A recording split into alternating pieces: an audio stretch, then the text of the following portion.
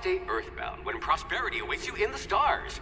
Come to Halcyon, the only colony on the edge of the frontier, owned and operated by corporations.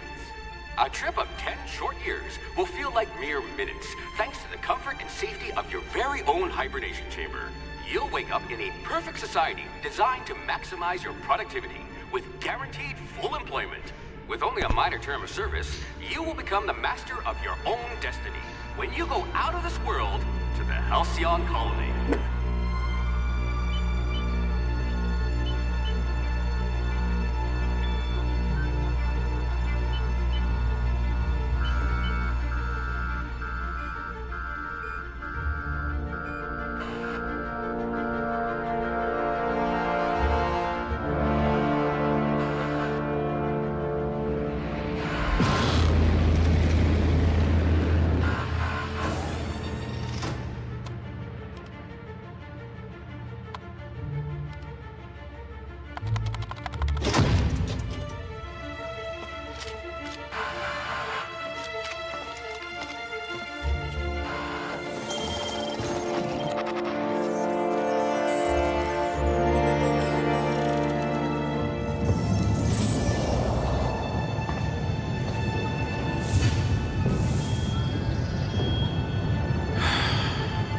Hundreds of thousands of colonists left adrift out here forever, just to keep from damaging the board's bottom line. Disgraceful.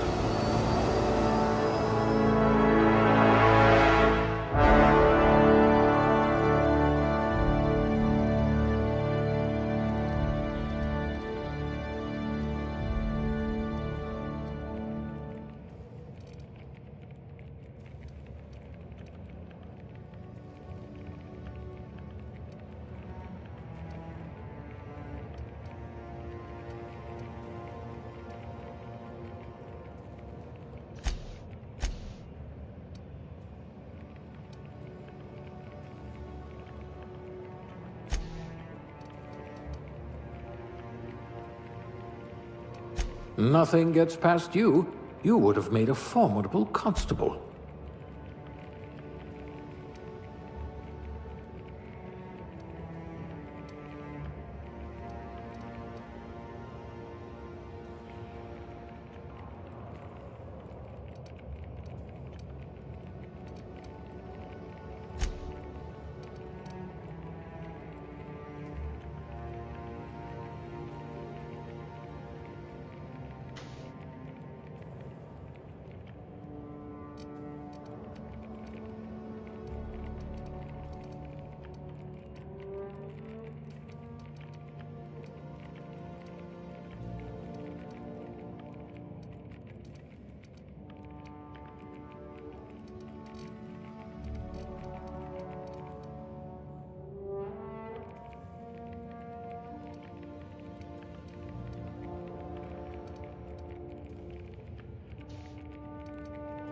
We'll put those marksmanship scores to good use.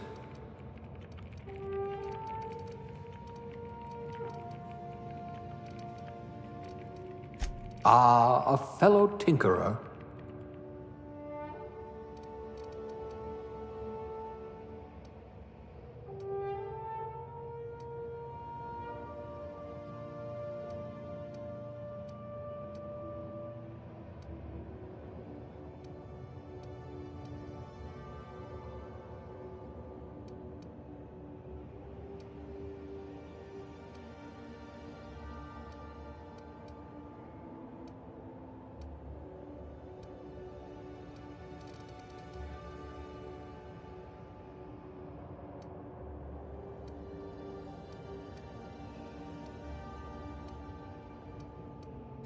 At least you're not claustrophobic.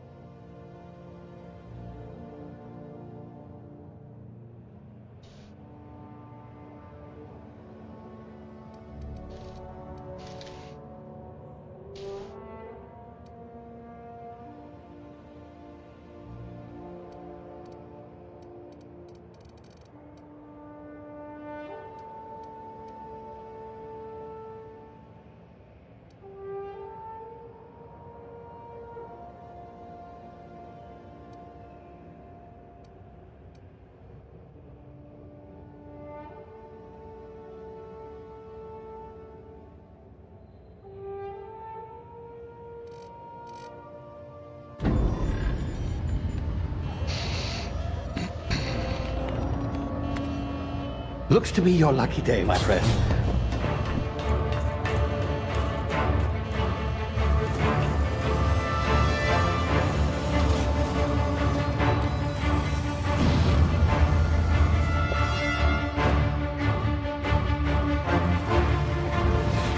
Please power down your engines and prepare to be... Not likely, bootlickers. Initiate skip jump.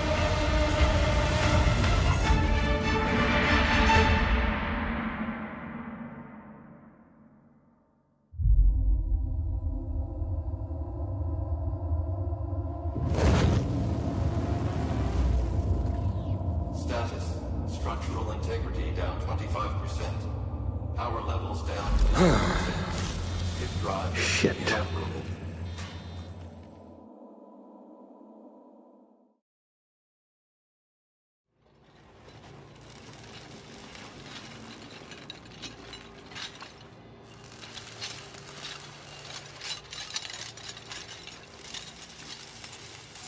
Ah, there you are.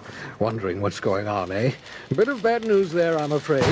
Your colony ship was inexplicably knocked out of skip space and forced to complete its journey at sublight speeds. This means that you and every other colonist on the Hope have been in suspended animation for 70 years, give or take. Normally, reviving someone after so long leads to some quite horrifying results. It's called explosive cell death, but it's really more of a liquefaction. Something wrong?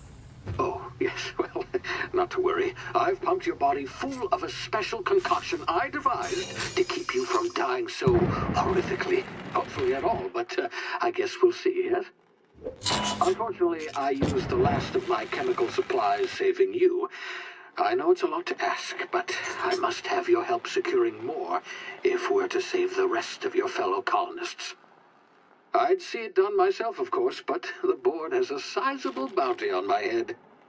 Now, my ship is inoperative, but I've managed to hire a smuggler to help you out. He'll be... Oh, I see we're in position. Good luck!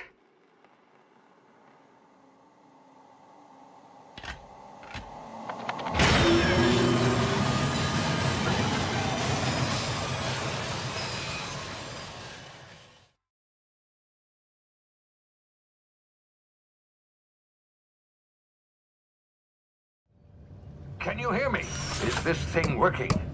Ah, there you are. Now, where were we? Oh, yes, the smuggler. His name is Hawthorne, and he should be waiting for you at the landing site.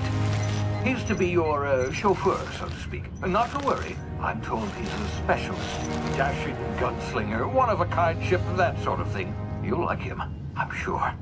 I've also outfitted you with a simple wireless monitor, so I can track your progress. I'll check in with you as soon as you land. Good luck. All the colonists are counting on you.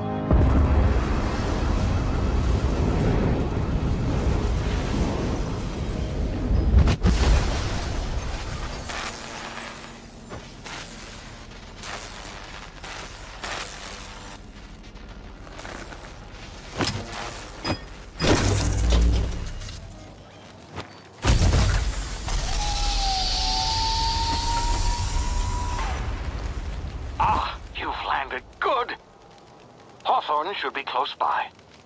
What in law's name? Is that him? Oh, that idiot. I told him to plant the beacon and move away, not stand there holding it. Oh well, no sense in letting his ship go to waste. Hawthorne won't mind you taking his ship. Better you than the board, huh? Not sure I trusted the fellow. Might have gone after the bounty on my head. Shame about the whole squashing thing. Nasty way to go.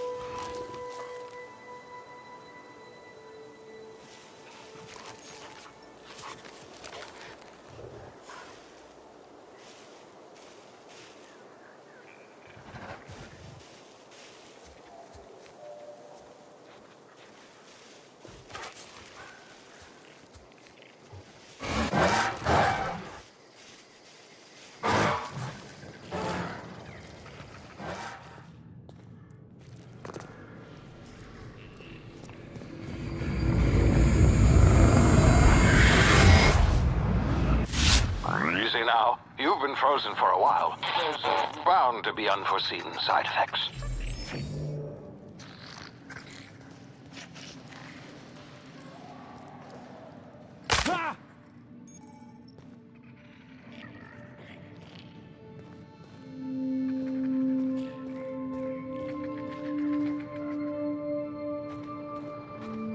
Hey, you, come here. You've tried the best now. Now try the rest. Spacer's choice. Oh, wow, that stings.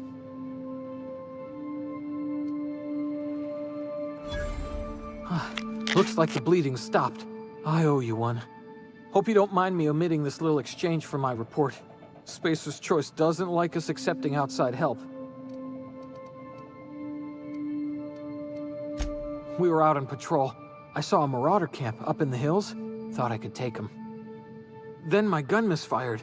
Right through my side. I mean, what are the odds of that, right? Just barely scraped by with my life. Crawled in here and blocked off the exit with those canisters.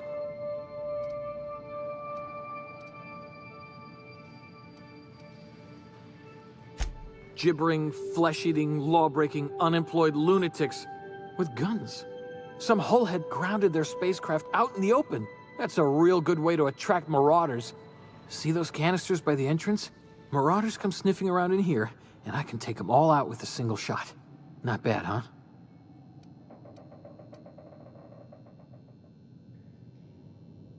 Yeah, okay. You look like you know your way around a gun. Got some spare ammo, not counting the bullet in my side. Here, you can have my saber too, for patching me up and all. All Spacer's Choice weapons are now 30% less likely to malfunction. You've tried the best, now try the rest. Spacer's Choice. Yes, nailed it that time.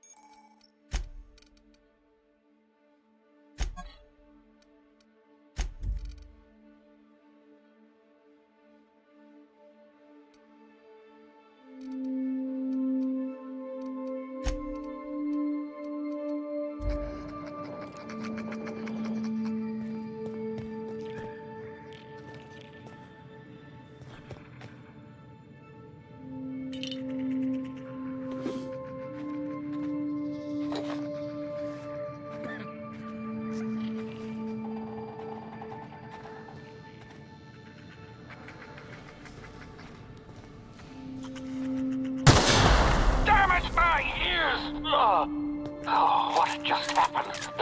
Can you hear me? What in the hell? This...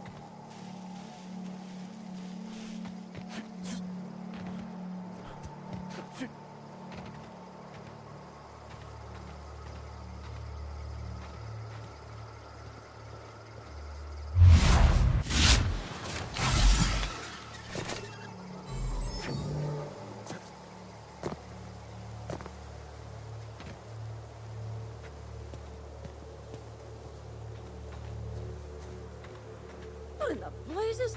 Where'd you come from? Don't know where you came from, stranger, but you best keep your head down. There's marauders hereabouts, and worse, landing violators. Gall on that rung leech. Landing in the Vale without using an official Spacer's Choice landing pad. I'd slap him with a fine if it weren't for all these marauders shambling about.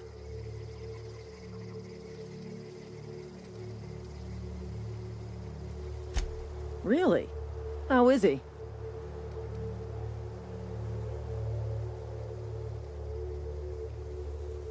Shouldn't have done that.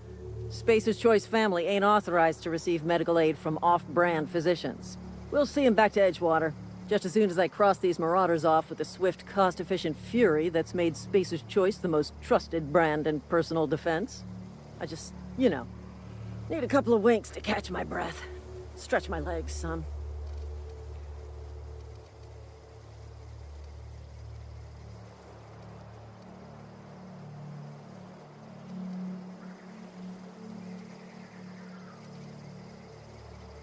Well, sometimes. Management's real good at cost-benefit analysis. But, seeing as I'm the acting manager in this situation, you know what?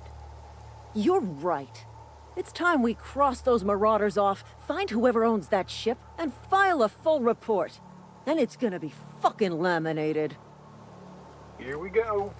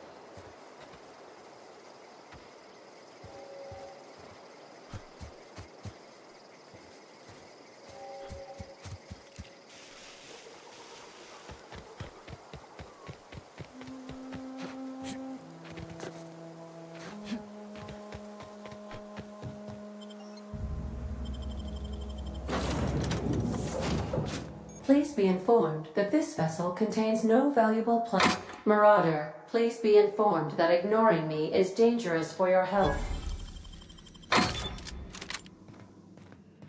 Unauthorized access of spacefaring. Hello, Marauder. I am Ada, the autonomous digital astrogator of this vessel. Please be informed that I am authorized to use violent retribution against unwanted solicitors. Please return any misappropriated equipment and exit this vessel in an orderly fashion. Failure to do so will result in your immediate destruction.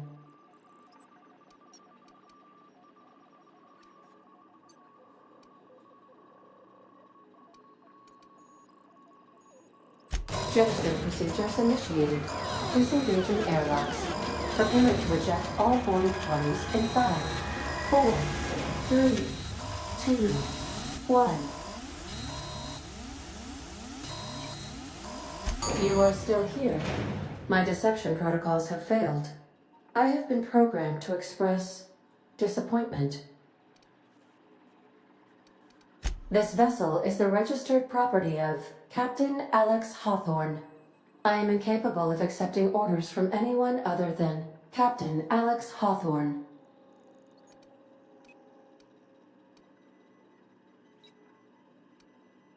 I understand. I will require some time to process this information. Thank you for your patience and for your honesty. I am programmed to take orders exclusively from Captain Hawthorne. If I accept your orders, then you must be Captain Hawthorne. Do you understand?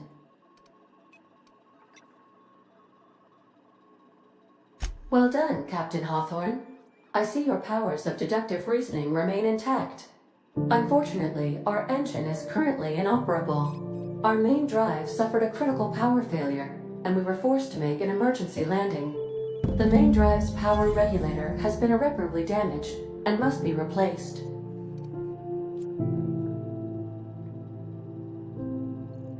Astutely observed.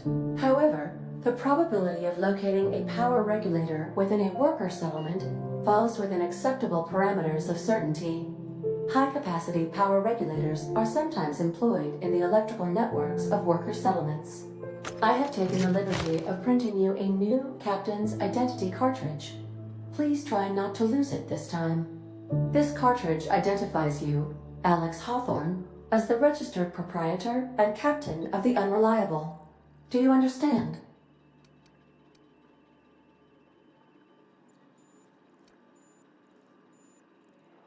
Best of luck in your search for a power regulator. Try to stay alive this time.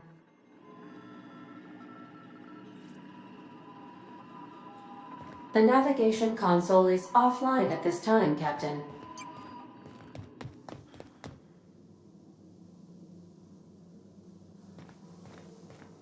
These surveillance devices allow me to monitor you constantly. Please ignore them.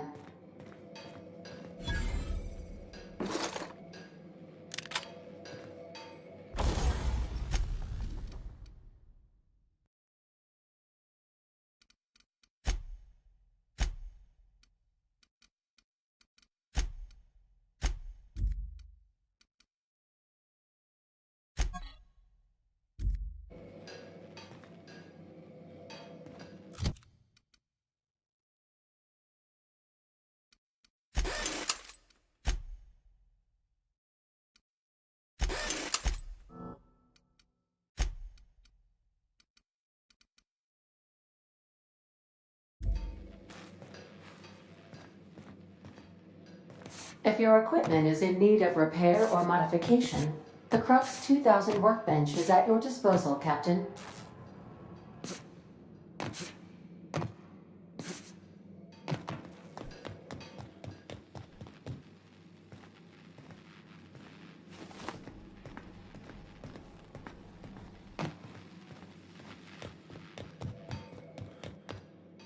Want to be a brand new you?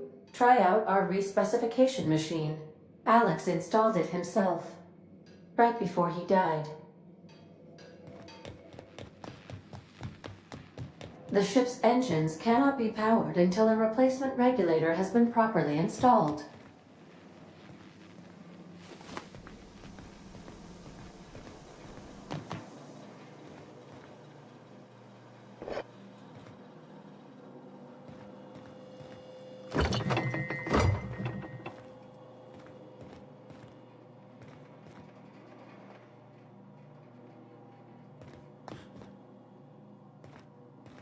These are the crew's quarters. Alex preferred to travel alone, but he always had me.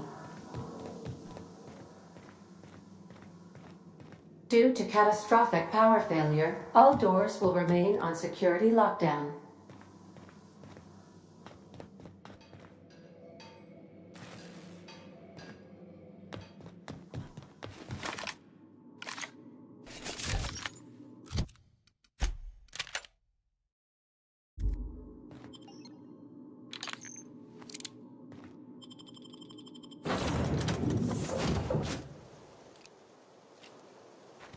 I'll be with you, friend. I'm Ernie, from the Spacer's Choice Department of Human Resources. Town sent me hereabouts to check on the guards.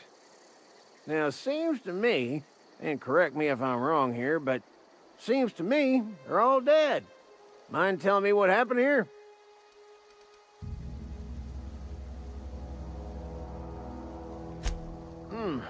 Altercation, you say? Yeah, shame as that goes. Spacer's Choice policy strictly prohibits dying during work hours. Guess I'd better get to cleaning up. Can't just leave company property scattered about, bleeding out on the dirt.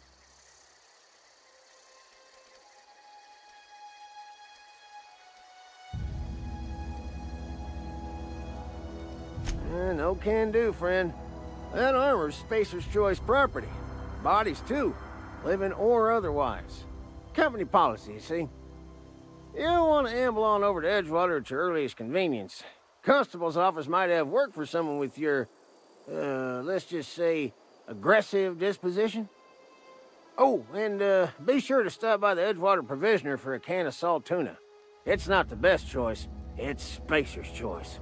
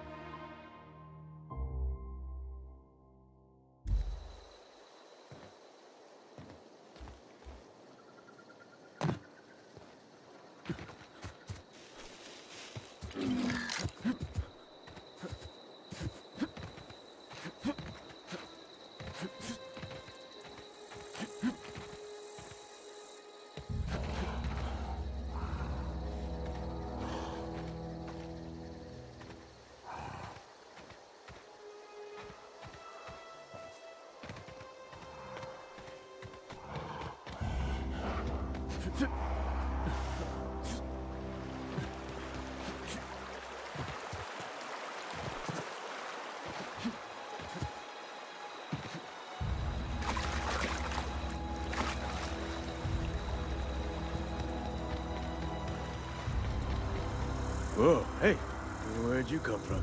Don't go ambling out in those hills. That's marauder territory, friend. Your pod? What are you on about? You take a bruise to the cranium? Ain't safe out here.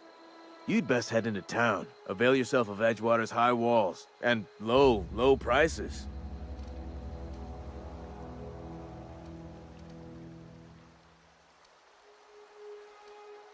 I am employed by the Retirement Department of Spacer's Choice. That's fancy talk for working in the cemetery. Name's Silas. Junior in humor for the town of Edgewater. We're all part of the Spacer's Choice family. Definitely not the junior in humor, that's for sure. If you've got business inquiries, you should stop by Reed Thompson's office. He's up in the tower above the cannery. Head into town, follow the road. Look, you obviously ain't a worker. What's your racket? You a smuggler? Freelancer?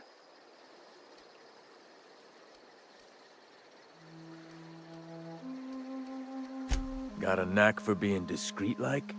There's money to be made, long as you keep your nose clean.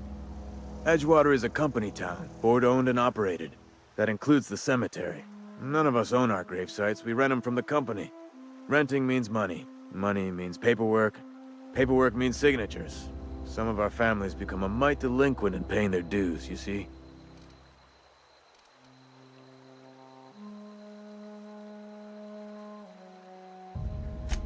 Four workers still haven't paid up. Phyllis, Conrad, Ludwig, and Martin Abernathy. He's a special case. You may want to twist his arm a little. He just is. Look, I don't want to get into it. Just make sure he pays up. Conrad's got a barbershop in town. Phyllis works at the cannery most hours. Abernathy... I ain't seen him in a few days. His domicile is near the cannery. You'll find him in town. All except Ludwig, that is. He's over by the landing pad.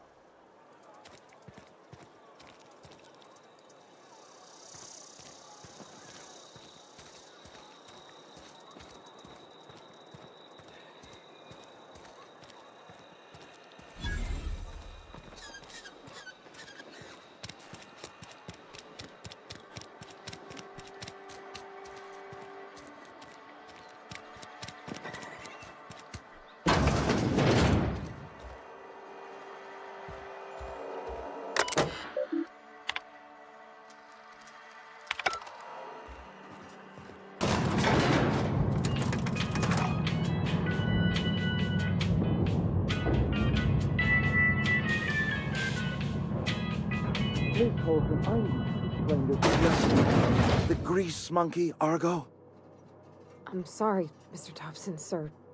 You asked why it's taking so long to fix. The answer's technical. Don't apologize. Just try using small words for me. The cans bust open in the oven because she's set to cook saltuna, which isn't what we've got. Mr. Thompson? I think there's someone here to see you. Focus, Miss Holcomb. You and I are still talking. Let's start over. Walk me through the process. Show me where it's going awry. Well, sure. It's, mostly on account of what we're feeding into the mechanism. It puts food in cans. We have food, we have cans. Why won't it work like we need? She's expecting saltuna of a certain size. We're filling the cans with... well, not fish.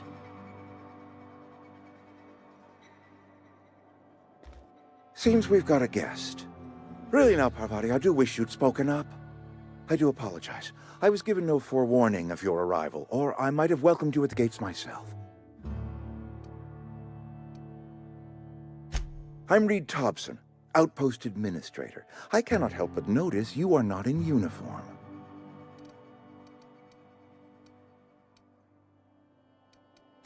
Of course not. I don't have that kind of luck. Seems I allowed my excitement to run away with my wits. Been a few seasons since we've had a visitor pass through. Only regulator we got is hooked up to the town transformer. Mr. Thompson ain't liable to be keen on dismantling it. I beg your pardon. I am most emphatically not keen on any such thing. I can't let you have our power regulator. But I happen to know of another one. And I happen to know exactly how you may retrieve it without frying yourself in the process.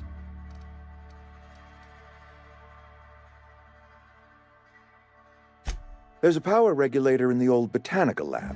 It's mostly abandoned, so all that power is being squandered. Go down to the geothermal plant. Reroute power from the botanical district over to us. Once their power's shut down, you can have their regulator and be along on your way.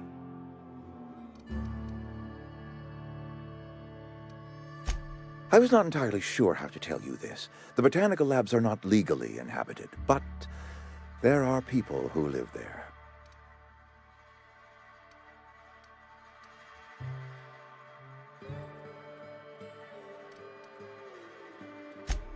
No, I do not imagine they will be pleased. But like a parent disciplining an unruly child, you will be doing them a kindness. The people living in the botanical labs, they're deserters, former workers. I need them back at their posts. I need them to come home.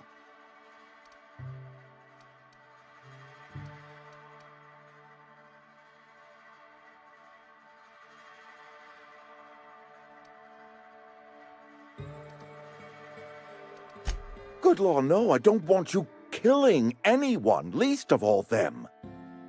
My hope is that by cutting off their power, you will convince those deserters to come back to town. Before you go to the plant, I want you to stop by the botanical lab.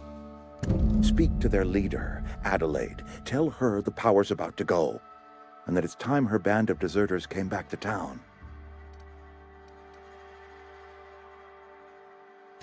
My dad told me all about the plant. Taught me all he knew. I could come in useful. I mean, if that's all right with you, Mr. Thompson. Sir. I hesitate to part ways with Miss Holcomb, but I cannot deny that she is talented and may prove useful to you. You will need an administrative passcode in order to enter the plant. I am trusting you with mine, and trusting Miss Holcomb to guide you if you'd like. Great!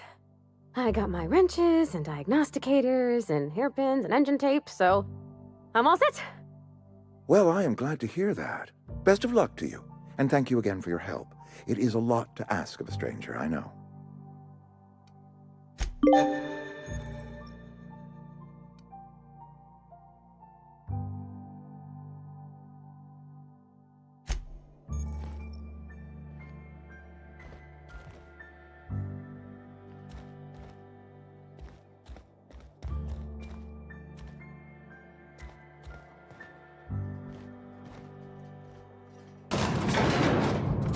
We better clear out of Mr. Thompson's office before we talk.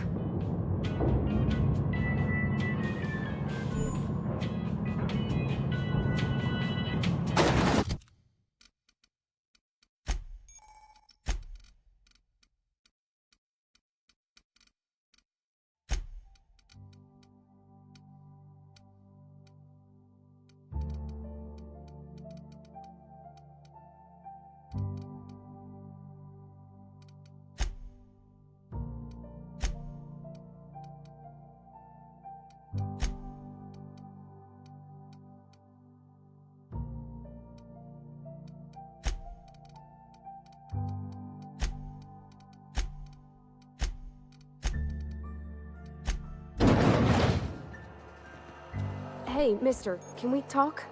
Sorry. Let's talk when you're free. Sorry. You just want to get out of here. And you likely don't want to tag along like me.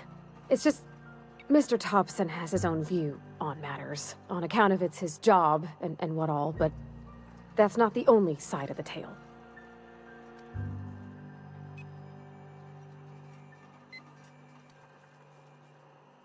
Oh, he ain't a liar. He believes every word he says. It's just, he doesn't always get where other folk are talking from. To Mr. Thompson, a person's a gear. It does its job quiet-like. If it squeaks or stutters, it gets replaced. The deserters are decent folk.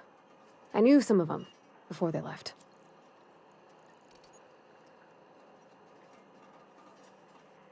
Miss McDevitt? Oh, gosh, no. She was a real important person. A flavorist. Made all the food taste decent. She used to work up in the big office with Mr. Thompson. Alls I know is she left after her son died. It was a real big to-do. I could hear them both yelling clear from my own place.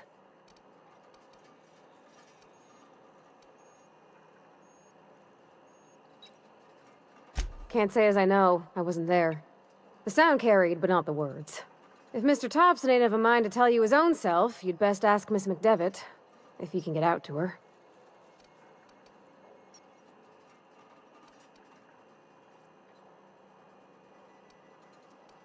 I don't know anybody well. I mostly listened to them talk, kept my head down. There was a boy named Thomas who used to follow me around, asking questions about the stuff I fixed. He was real sweet to me. Not any sort of dissident. Life's hard here. Especially for them that don't fit in so well. We're one big Spacer's Choice family, but every family's got the one the rest whisper about. Mr. Thompson's aiming to take away their power. They'll have no lights to see, nor heat to cook. They'll be at the mercy of marauders, or worse. I think you should talk to the town's vicar about it. Max, his name is.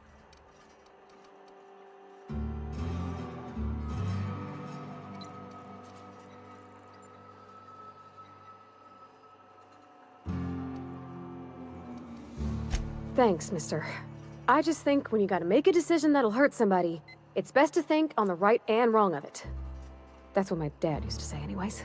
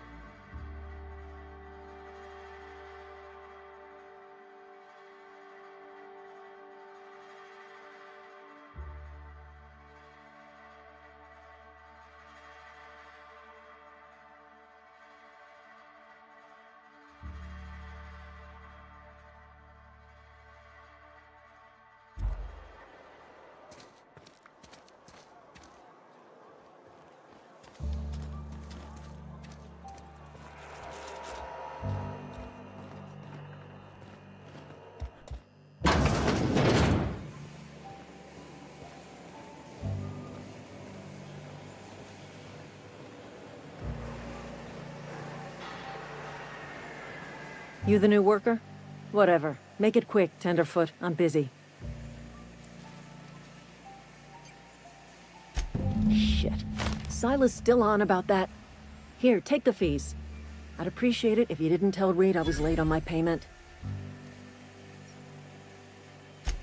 Because they're not my fees and not my gravesite. Guy I worked with shot himself. I paid the bill.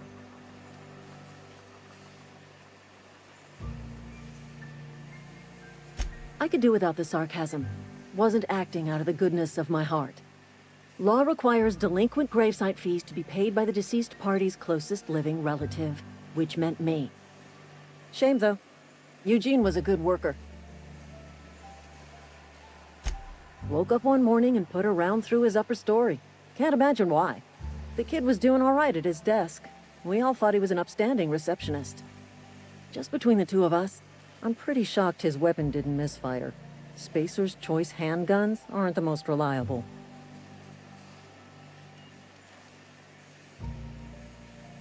Eugene wasn't family. Yeah, I was the closest living person relative to his body at time of death. I'm the one who found him, you see, so I pay the fines. Suicide's a crime. The legal term is irreparable damage to company property.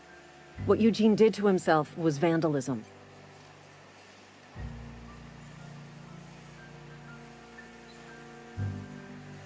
When one of your workers commits a crime, the entire town pays for it. In other words, Edgewater would have been penalized pretty hard. Whatever Eugene was worth as an asset, we would have had to pay out of pocket to Spacer's Choice.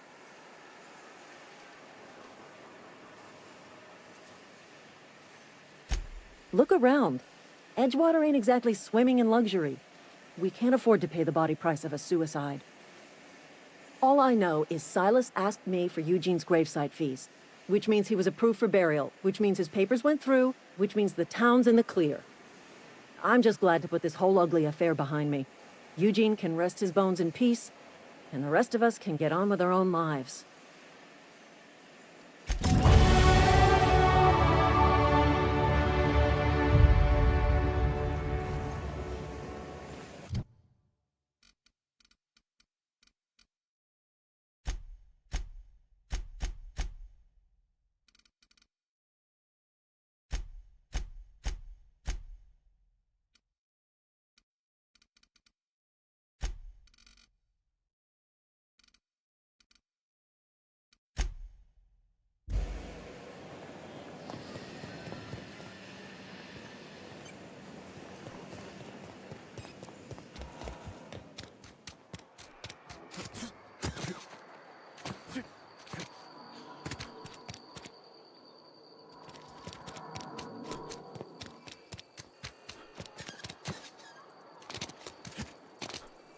A friend of mine died a couple weeks back.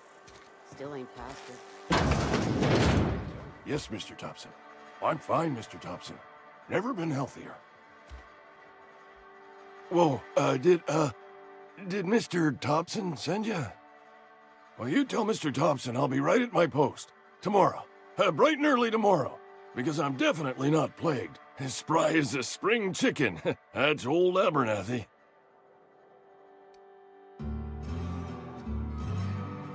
You some sort of wandering alienist? Walking into a man's own domicile, pestering him about his mental state?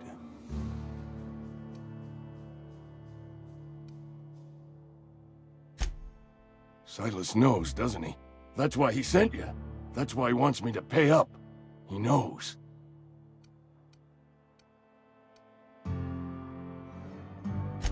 I'm dying.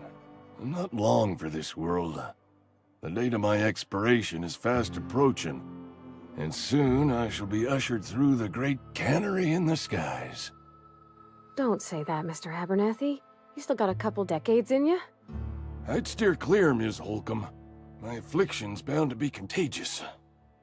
It's plague. Has to be. Silas knows. He knows I got one foot in my grave, and now he wants to charge me for the other one.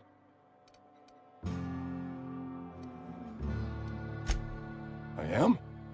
Law, help me. Paranoia is one of the plague's known symptoms. I'll pay your fees. I don't want any trouble from Silas. But if you could see your way to freelancing for me, I could really use the help.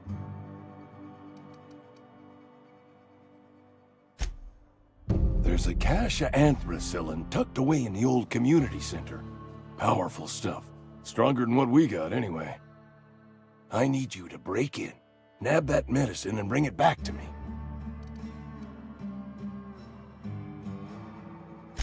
I'll do what I can.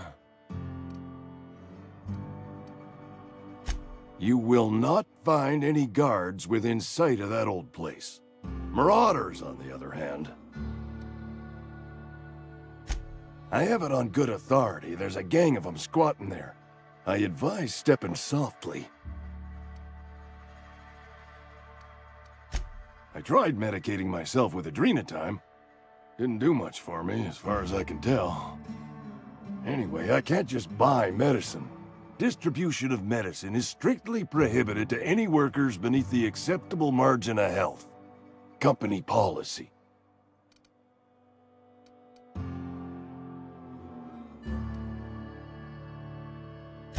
More like the company won't treat me because I'm not healthy enough. So you'll do it then? You oblige me with your haste. I think I feel the plague spreading. Oh, Law, it's in my spleen now. I can feel it.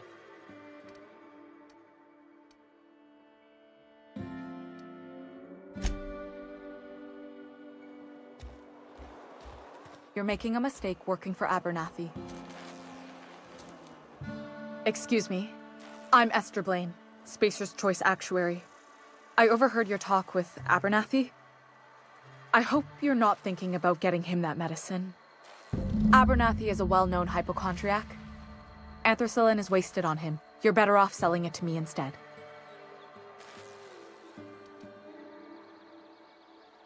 All I'm saying is Abernathy's worked in this town longer than some of us been alive. How do I put this gently? He's got a lot of cobwebs up in his attic. I probably shouldn't tell you. Don't want you implicated for what I'm trying to do.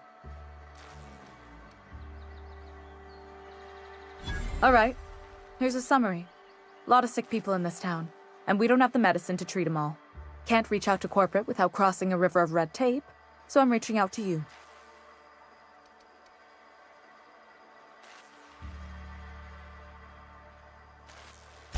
I'm paid better than Abernathy. Whatever he's giving you, I will do you one better. That's all I can ask of you.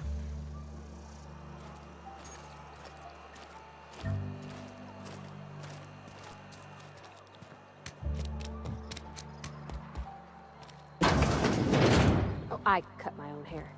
But Conrad sells real good disinfectant. Please don't touch anything. Your hands are probably crawling with germs. Physical hygiene recapitulates moral hygiene. Cleanliness is next to lawfulness.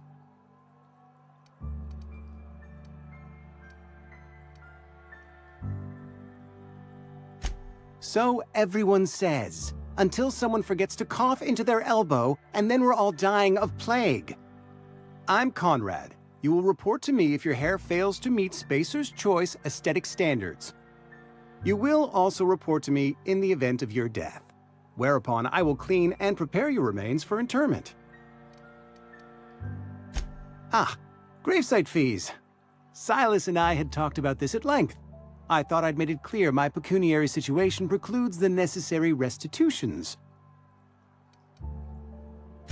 As broke as pie crust, friend.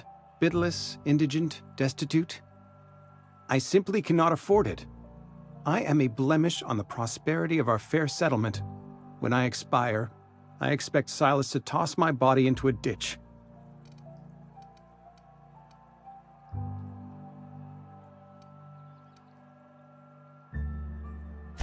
Thank you, no. I despise the cereals.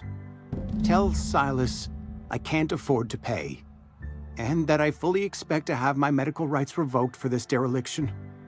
With my apologies.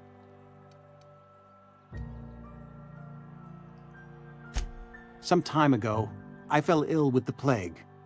By the grace of the law, and through my own hard work, I'd proven worthy of treatment, Frankly, I don't imagine I'll earn that right a second time. The barber work hasn't been profitable, you see. I've had to keep this old place running with my own savings. Not a bad idea. But I'd need some kind of collateral. My pair of lucky clippers! No, that won't do. Your idea intrigues me, but I'm afraid I don't have anything to give Silas. I'm open to suggestions.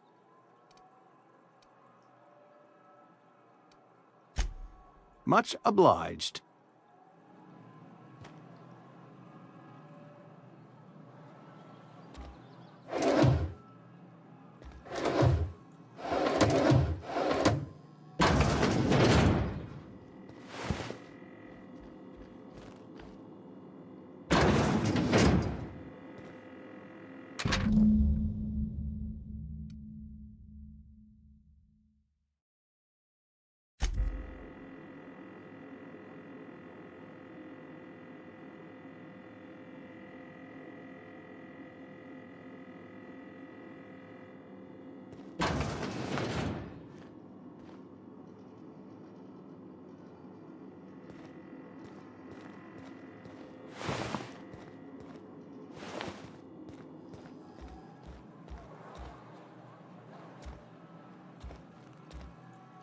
What can I do for you?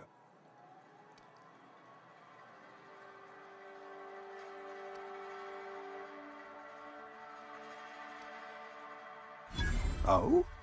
Am I in the company of a fellow doctor?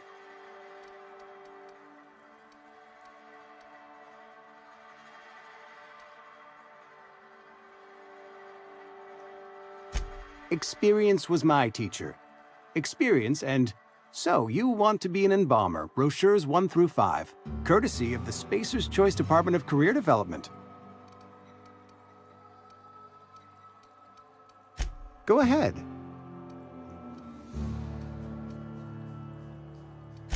The plague's come at us with a vengeance this year. Lost 6 workers in as many months. I wouldn't call them good workers, mind you. If they were any good, they'd have been treated. Still, it is a shame. Fever, chills, fatigue, aching, vomiting, an excess of phlegm, a tendency towards belly aching. Whatever it may be, I have developed my own palliative. Boiled canid liver and a splash of ethanol. Company policy, friend. We don't have enough medicine to treat all of us, so we treat the best among us. Mr. Thompson's brainchild. Have you met him yet? Thoughtful-looking fellow, stares out of his office most hours. Edgewater has been good to me. I consider myself privileged to work here. I am never wanting for work, not since the plague started.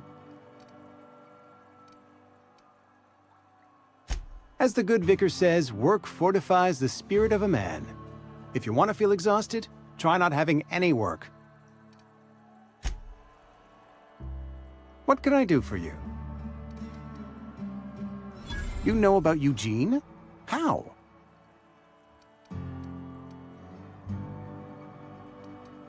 You were probably poking around my things.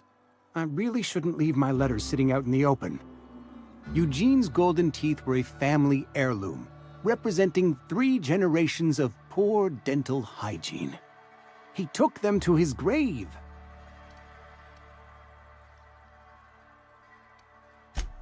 More than a few. Those teeth were his personal savings. I can't ask Silas to dig up a man's body and pry a few teeth loose from his jaw just to pay my bills. Can I? Are you asking rhetorically? Because if you're being serious... Ugh, gross. Desperate measures, Miss Holcomb. Desperate measures.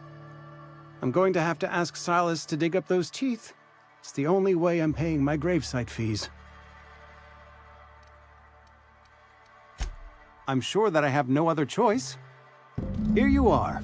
Gravesite papers affixed with my signature and an IOU.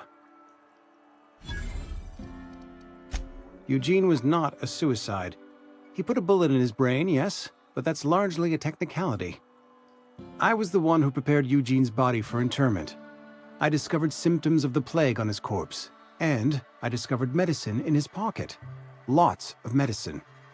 Eugene overdosed on adrenatime, which is known to cause psychosis and paranoia as possible side effects. The paranoia drove him to take his own life. We can all thank our lucky stars that young Eugene was hopped up on medication and suffered its predictable side effect.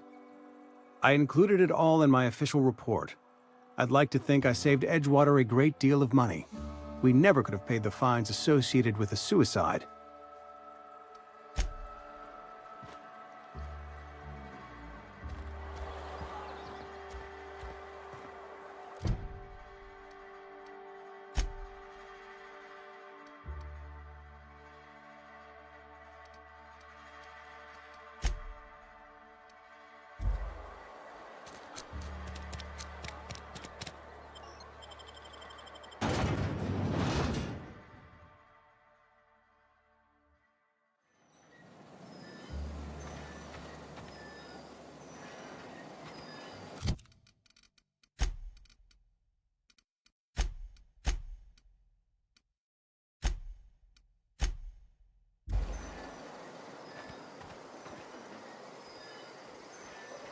Sure thing.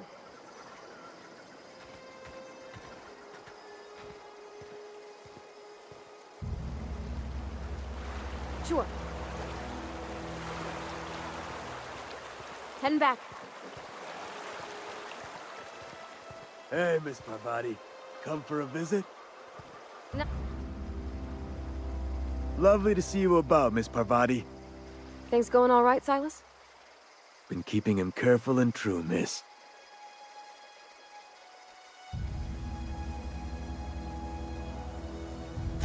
Best to ask her yourself. My dad's buried here. Silas watches over him when I can't leave the house. Oh. Well, thanks. Something I can do for you?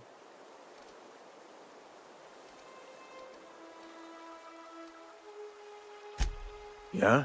What about him?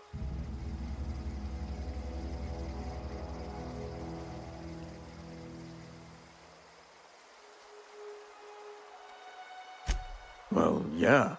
It's what I'm contractually obligated to do. What's this about?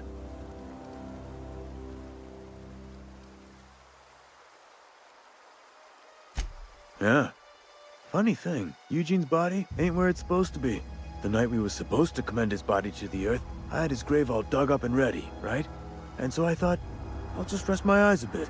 When I woke up, his body was gone. Spirited away. Vanished. The footprints nearby suggested that Eugene was stolen by marauders. Or he rose from the dead.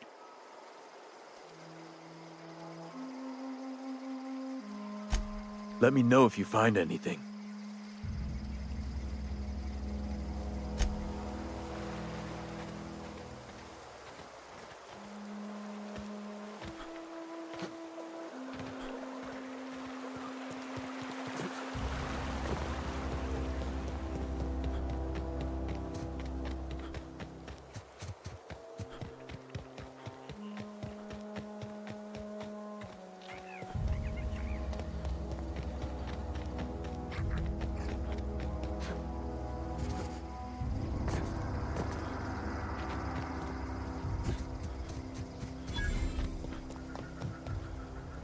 When I was little, we'd get freighters in every Sunday noon.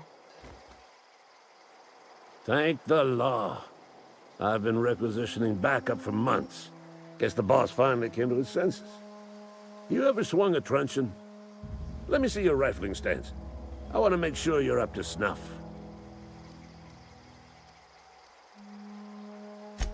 I told Silas I'd pay my dues if he agreed to join the resistance. Guess this means he's finally heard the calling. I'm talking about mechanical soldier. Cold, heartless automatons made of iron and lies.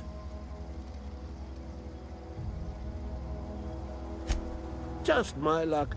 I ask for backup and the boss sends me one of them simple folk. All right. Listen real close.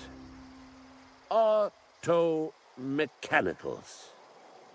Creatures forged in the fires of malevolence. I seen them over by the old power plant, clattering about, firing at the birds, orchestrating their uprising. When the swarms of mechanicals come clanging on over that hill, where will you be? Cowering beneath your cot? Or standing shoulder to shoulder with the resistance?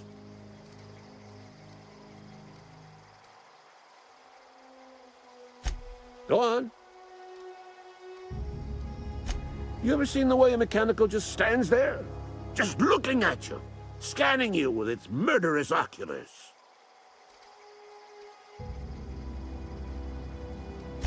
Mechanicals have been programmed to eliminate the human race. They've been programmed to replace us. First, they will rob us of our jobs.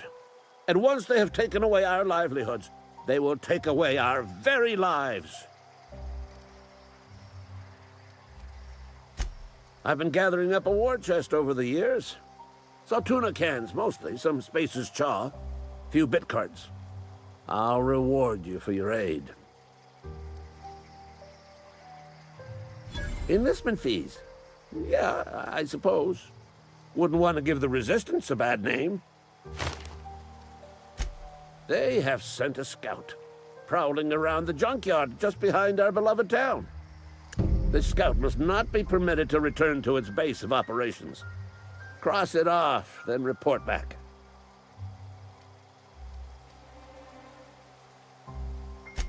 Mechanicals got a weak spot in their midsections. I think the technical term is, the blue glowy square thing.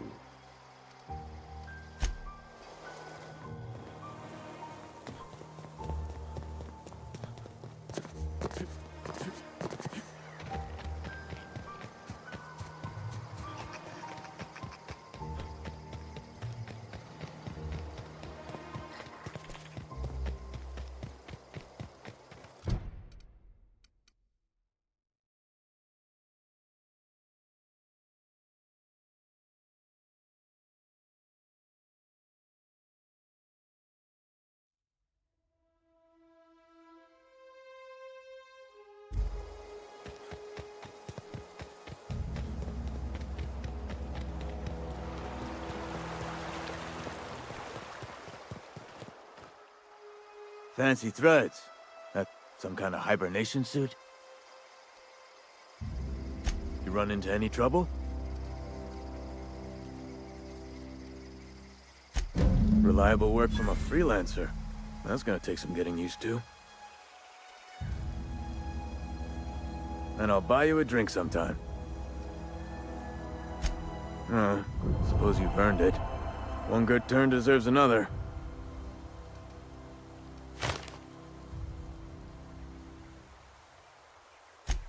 Abernathy was sick?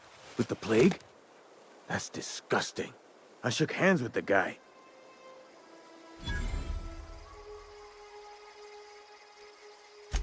I needed his fees because of his name. A for Abernathy. He was at the top of my list, you see?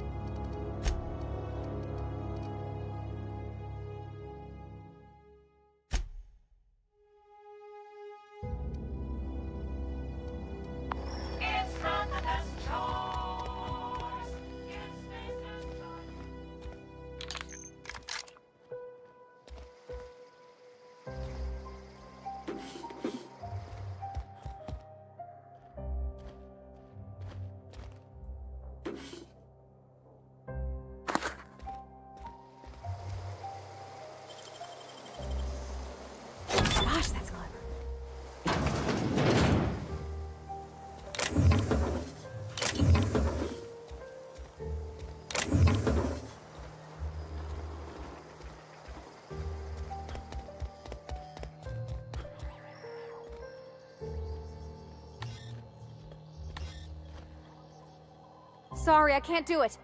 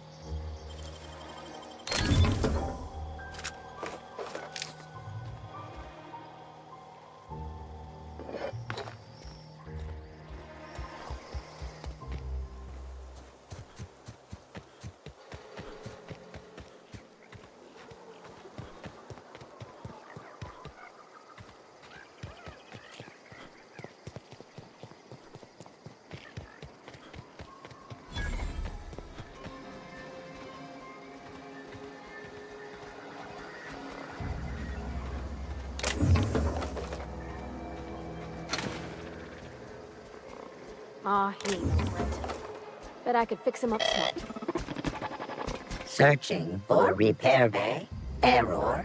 Navigation systems failed. Unable to comply. I could probably fix that. I mean, if you wanted me to.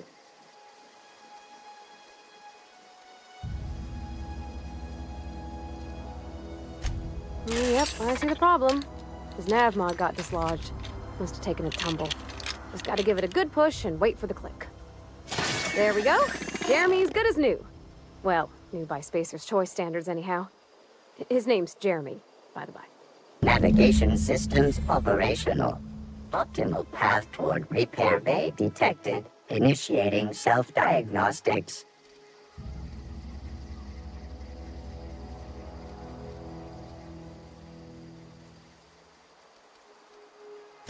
On account of I fixed him. And he's Jeremy on account of his helmet. It's like Jeremy, the officer in True Romantic Tales of the Space Guard.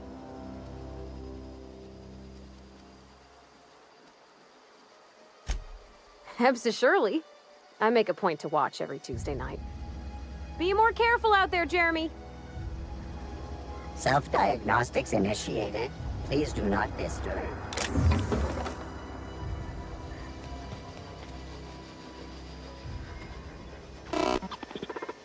Yeah, huh?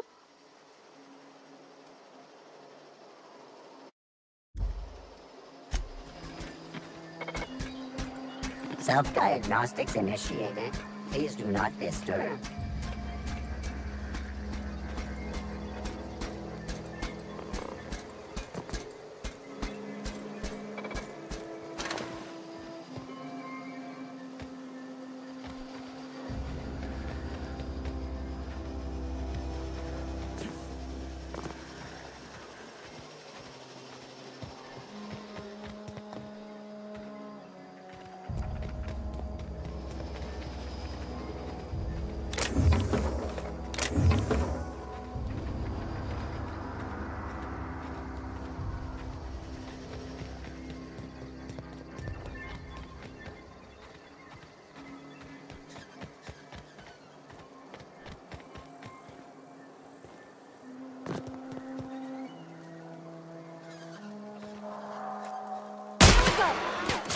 Don't mess with us.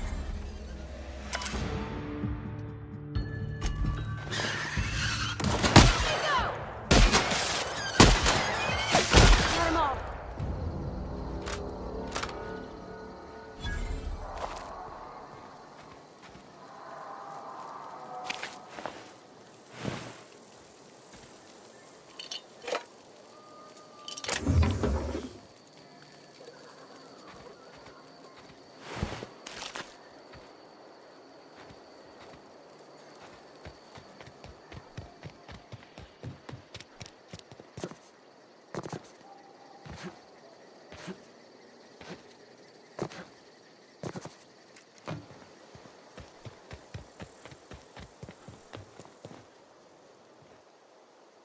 Bring us honor, soldier. You beat that scout to scrap with its own legs? Pulled its optic cables out its head case? Actually, don't tell me. Rather use my imagination. You're a passing fair soldier, I will confess. But you are one, and the enemy is legion. What you need is an equalizer, a weapon to strike fear in their cold mechanical hearts. Cantina, lavatory, behind one of the toilets. That's where I've kept it hidden all these years.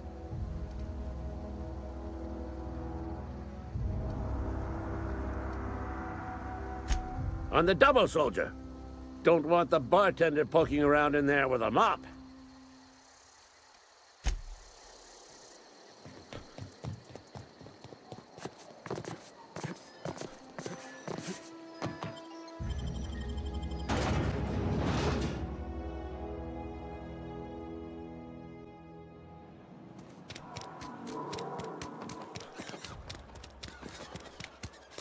Something got you down?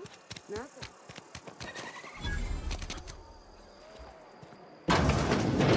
You're not a big drinker, are you?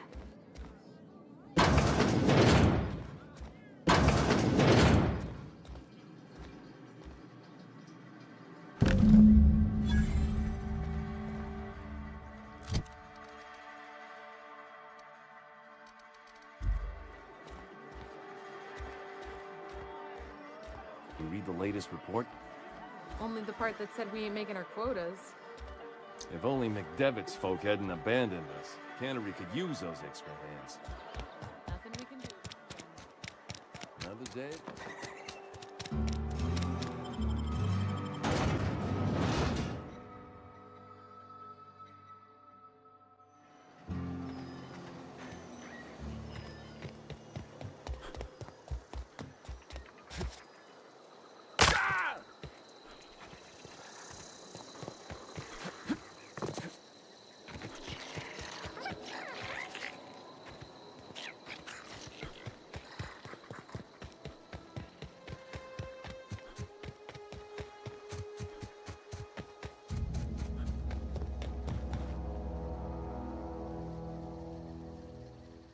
Bring us honor, soldier.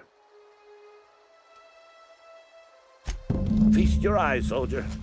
This here's a genuine Spacer's Choice injury customizing unit, designed to deliver a lethal blast of electrical discharge. I call it the Hand of the Law. You ever want to see a mechanical flailing around like a grounded fish? You stick a couple thousand volts in its guts. With compliments from old Ludwig.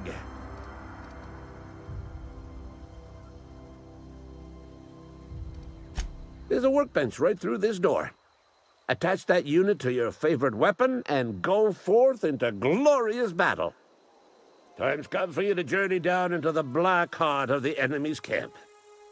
I'm talking about the old geothermal plant. Unfortunately, the old plant lies outside my board-given jurisdiction. You'll need to get a passcode from the boss, Reed Thompson.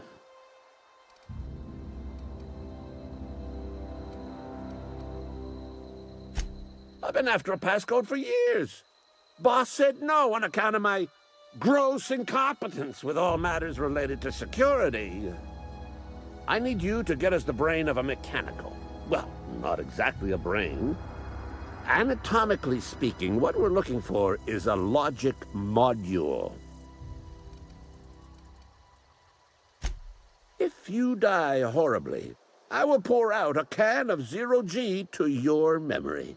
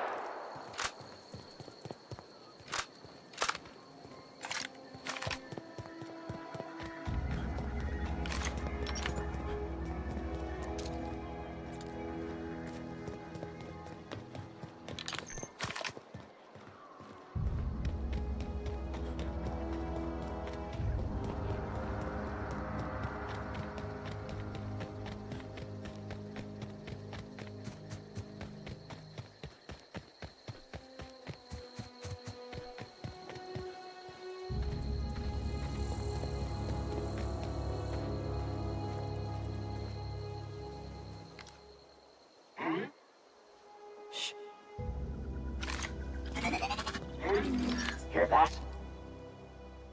Here we go! Nice one!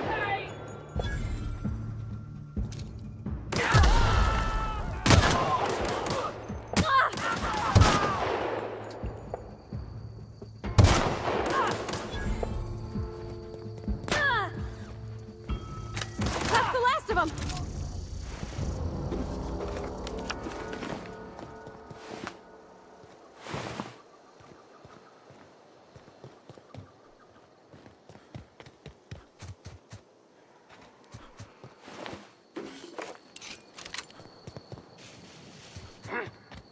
Gonna find you.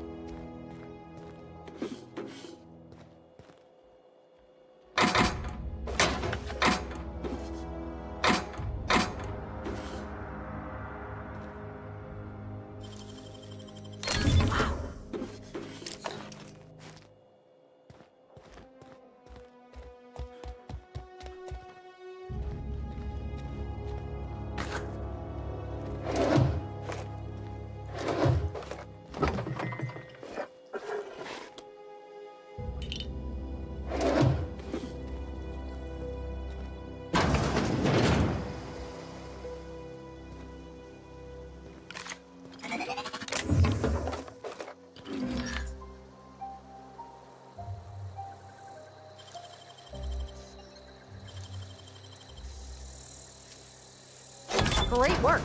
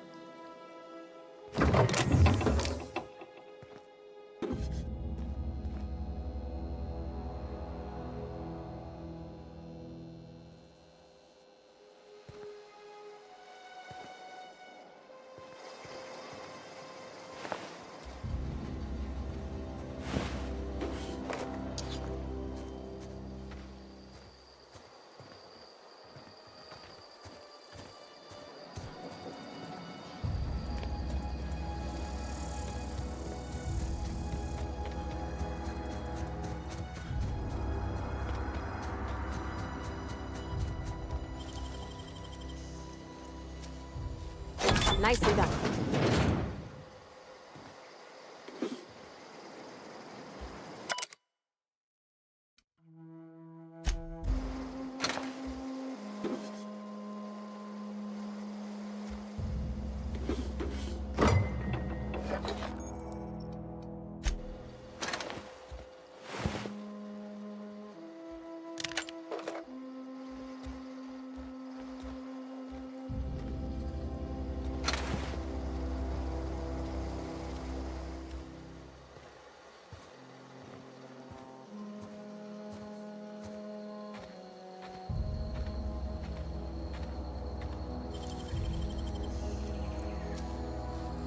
Oh, you got that?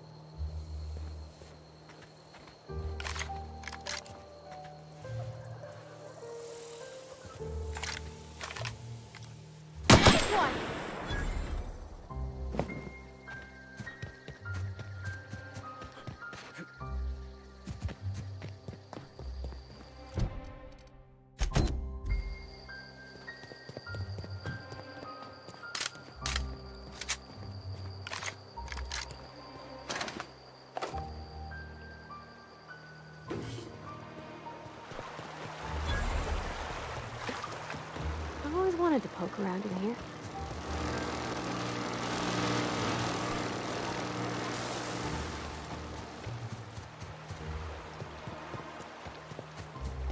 Sister begin. Incoming!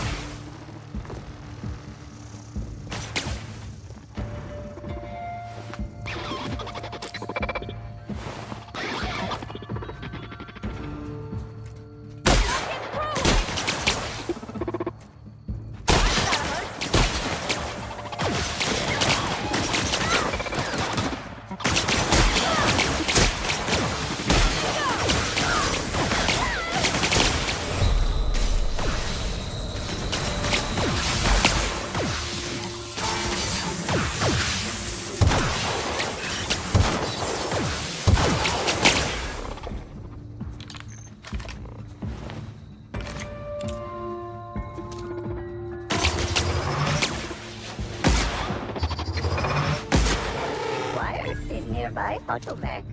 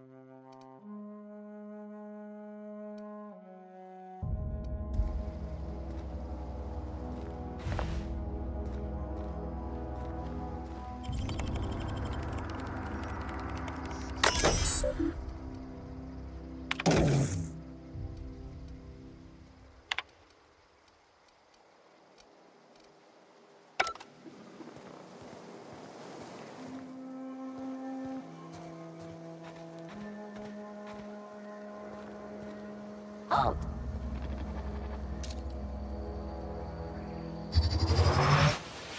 Sweeping.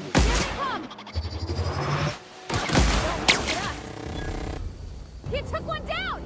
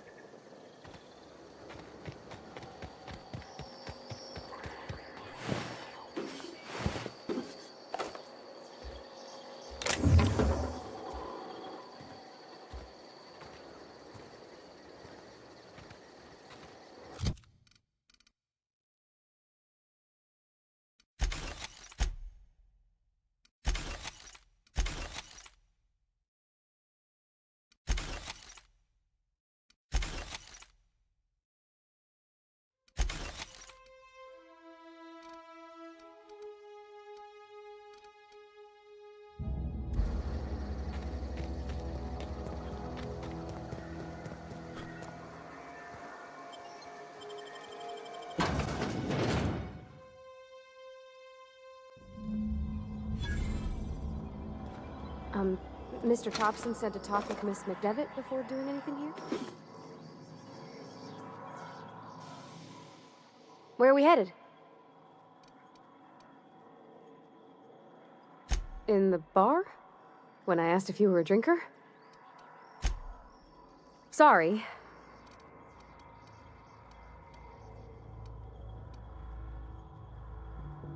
It's not like I think it a failing, mind. It's just I live right across the road. Most nights I watch folks out my window. When they come in here, they might be happy or sad. Mostly they're tired. When they leave, they're mad at themselves. Or they stumble into the alley and I listen to their hearts breaking. Am I? Well, it's just normal to me. Why isn't everybody else, I wonder?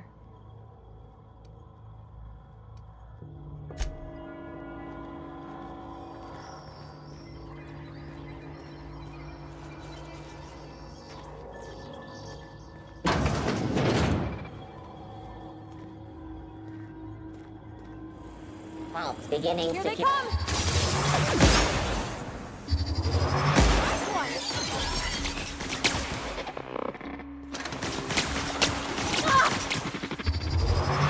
Everyone all right?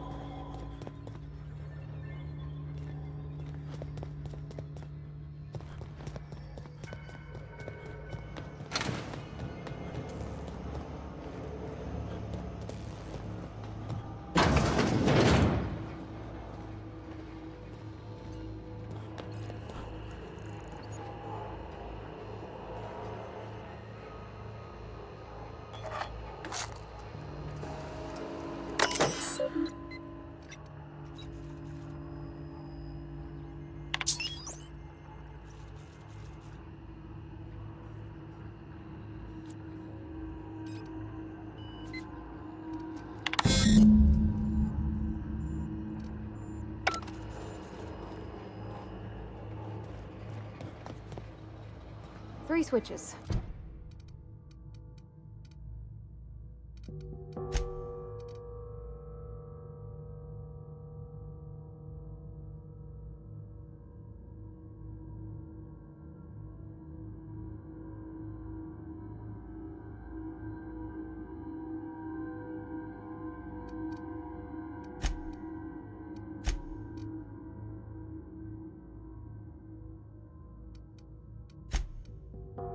That'll be easy enough.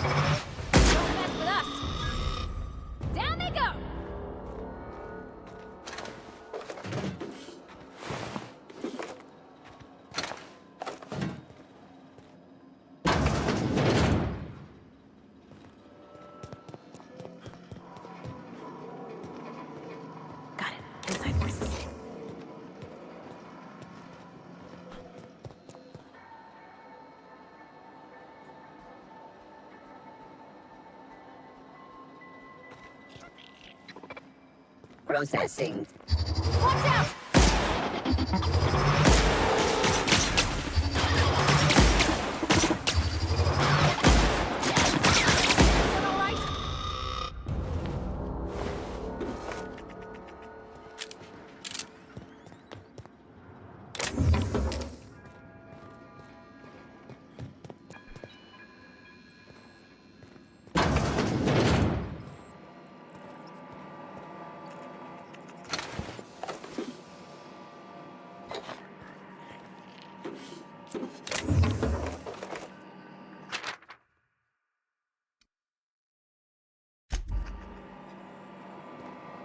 Self-diagnostics complete.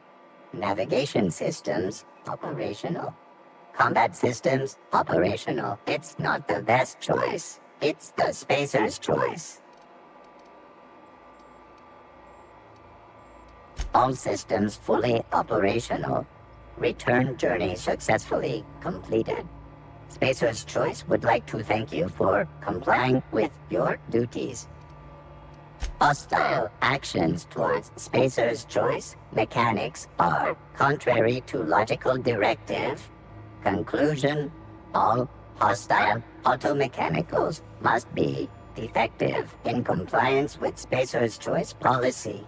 All defective automechanicals must be permanently dismantled. Please allow me to assist.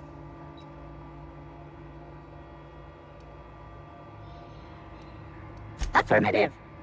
Mechanicide protocols loaded. Awaiting confirmation.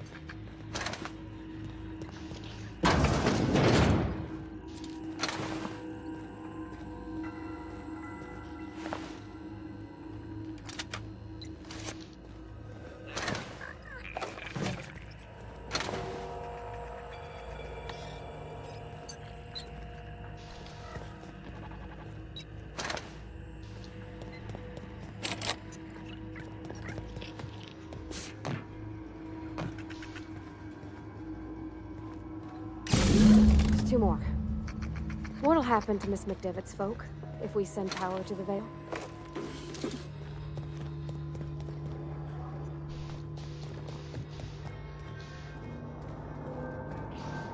Go away, Phantom!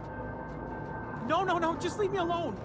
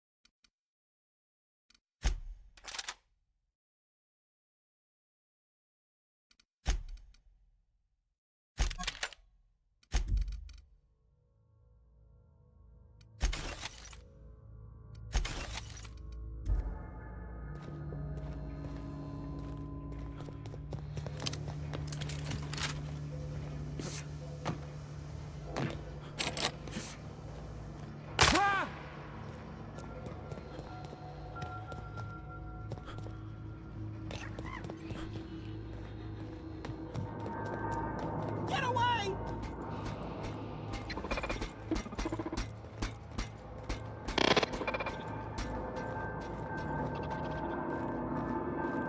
Go away, Phantom!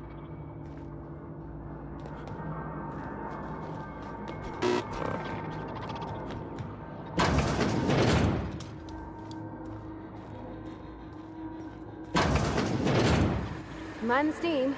You're liable to get scalded.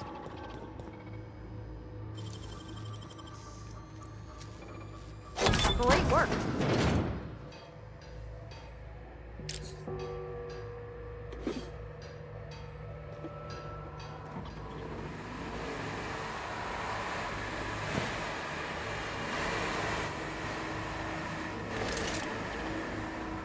Unexpected. Incoming! That's it. Everyone all right? Searching for unauthorized sanitation and cleanup. Why unexpected? Here we go!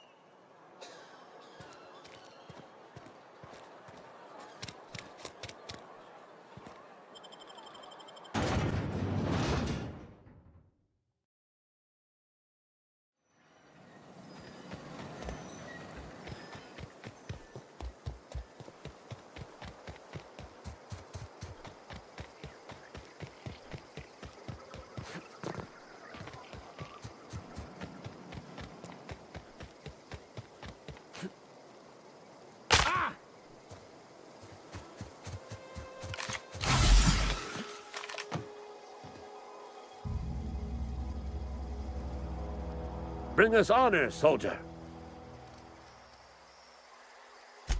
Bang up work, soldier. You're a credit to your uniform. Oh, well, that reminds me. Gotta look into getting us a uniform. So this is it, then. The key to humanity's victory over the mechanical hordes. I would reward you with the gratitude of the Resistance, but I'm guessing you want something tactile. So here's a couple bits for your trouble, and a little something to remember me by.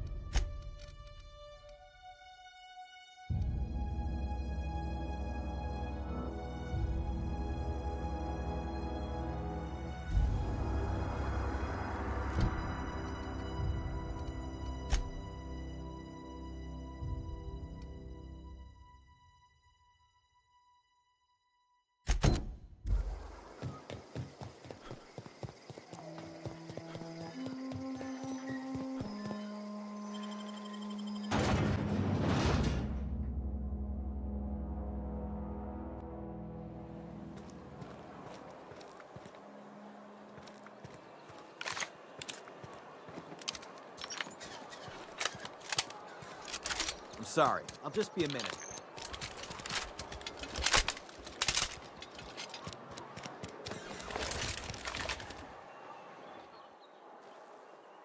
I've got some time.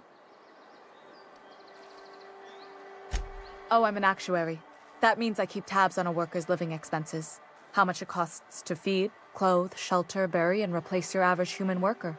Technically, I'm employed by the Spacer's Choice Department of Human Resources.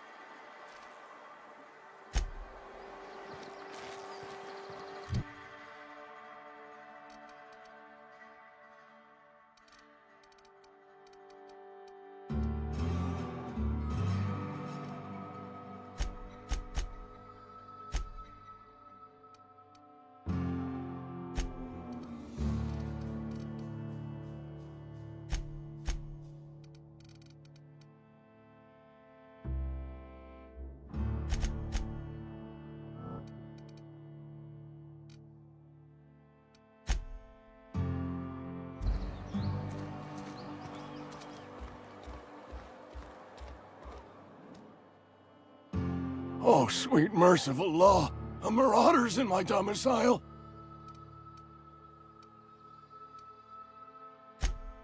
Oh, wait. It's just you. Near's killed me with fright. At least I know I ain't hallucinating. You need something?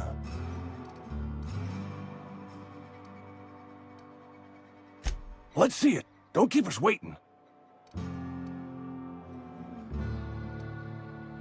I don't know what that means. Is that some sort of medical condition? Is my plague getting worse or something?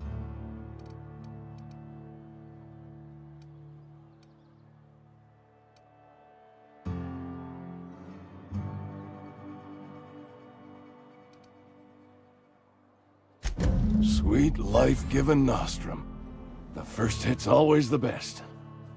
Scratched together all the bits I had around the domicile. It ain't as much as you deserve, but it's all I got.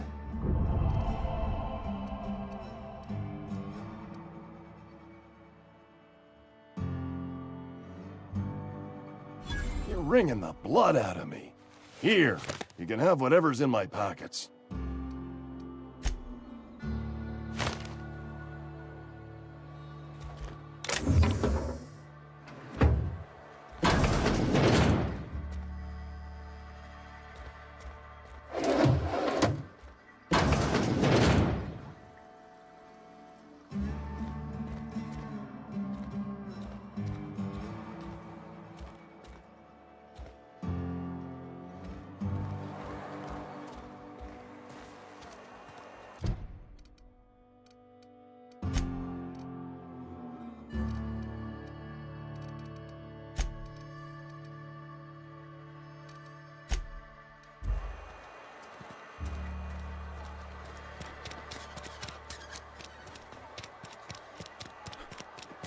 Wonder if the plague's ever gonna...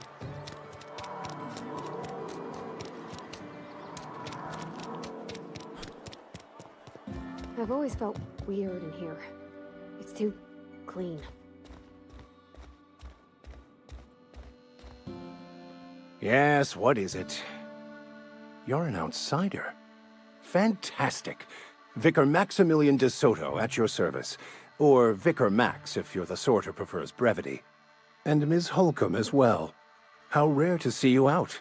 And with a complete stranger. Curious. Just tagging along, Vicar DeSoto. Don't mind me. I so rarely get new people to talk to. Name your poison, anything at all. Spiritual counseling? This season's tossball predictions? The quickest way out of town?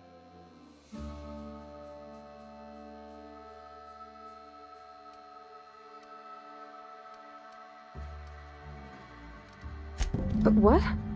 I thought you would talk to him. You wanted to speak to me, Ms. Holcomb? Every time I've tried to engage you in conversation, you look at the floor, answer in single words, and slink away. I can't imagine what would be so grave as to drive her to my mission. What has Mr. Thompson asked you to do?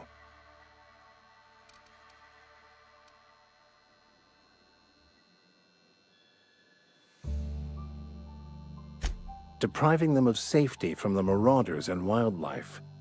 I can see why that troubles you. Miss Holcomb has a soft heart. Always has, if you believe the talk. They rejected the order of society and live beyond the walls so thoughtfully provided by our Spacer's Choice patrons. Does that strike you as a responsible life choice? Assuming your goal is to save as many as possible, then you should bring everyone together. Send the power to Edgewater and convince the deserters to return to the fold.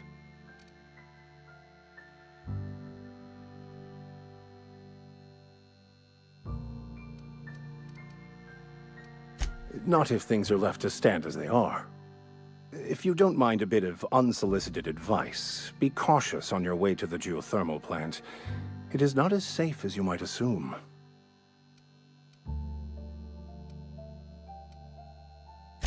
One of the reasons I transferred here was to fulfill my duty in hunting down banned heretical texts. I happen to know such a book is, as we speak, tainting a collector's library in Emerald Vale. However, the collector's residence lies outside the town's walls. My retrieval efforts have been thwarted by marauders who have overrun the property. Should you fare better than me, I'd pay a handsome sum for the book.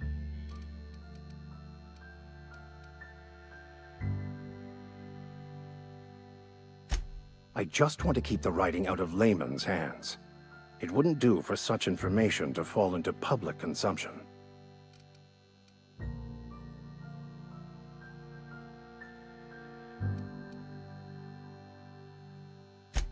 It's a handwritten journal, a faded blue cover with the name M. Bakonu handwritten in the lower corner. I'll mark where I saw it on your map. Assuming you're serious? It is not only a beautiful relic of a bygone time, it's also the thoughts of an early thinker on the nature of man's place in the cosmos. Not many in this colony could understand its true value, should they ever read it. Thank you. If you retrieve it, you can always find me here. Any progress on that map? Please.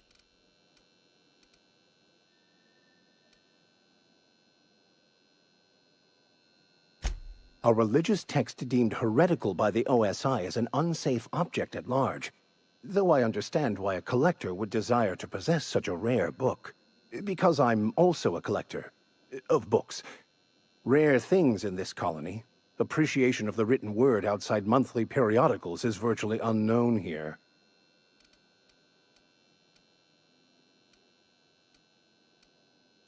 They who are not satisfied with their work are satisfied with nothing. No? How about, work fortifies the spirit. True exhaustion awaits idle hands.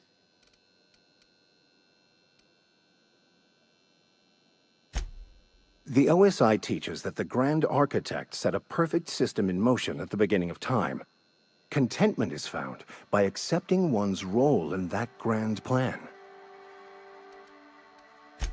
The Order of Scientific Inquiry, also known as scientism to the layperson.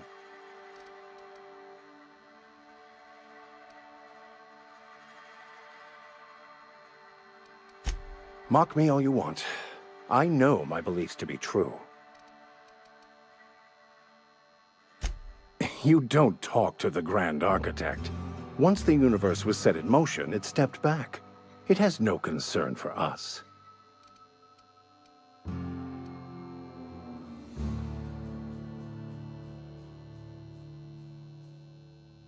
We will eventually decode the plan and all its intricacies.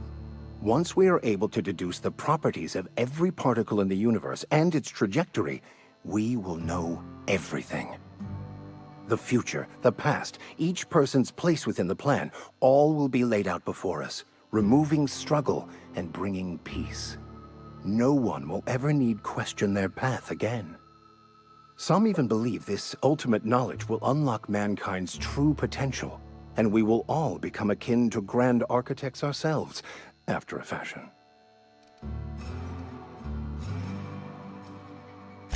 Well, first there's the matter of the secret blood rites and animal sacrifices. I'm kidding. Seriously, though, to truly understand the metaphysics involved takes years of study and contemplation.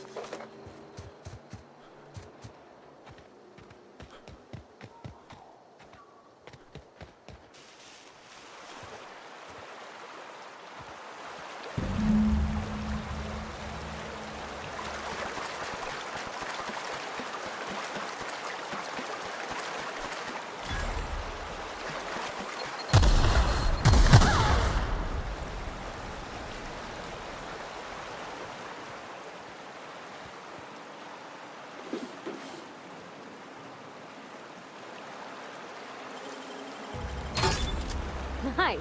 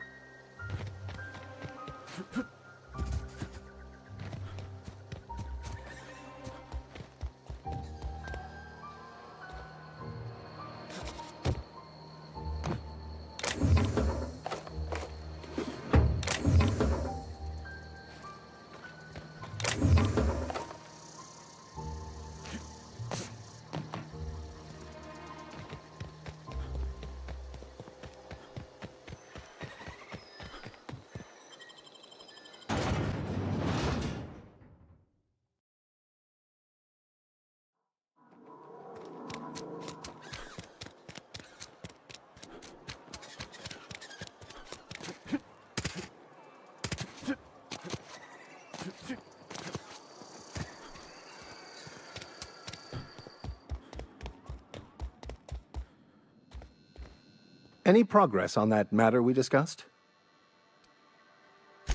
Wonderful. This is fantastic. Well worth all the sacrifices I... Wait. What the fuck is this? Is this... French? I can't fucking read French. It's a law-forsaken joke is what it is. French! Ha! I was so high and mighty, preaching to the yokels about following the plan, while fighting it at every turn.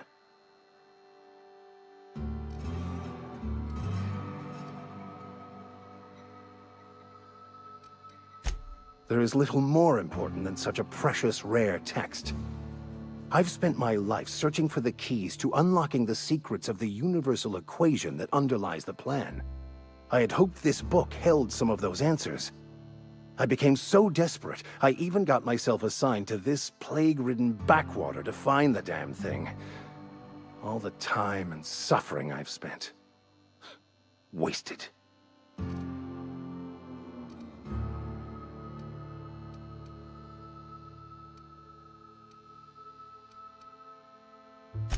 Bakonu, the author, had some interesting theories about man's perception of reality that I thought could be applied to our attempts to decipher the plan.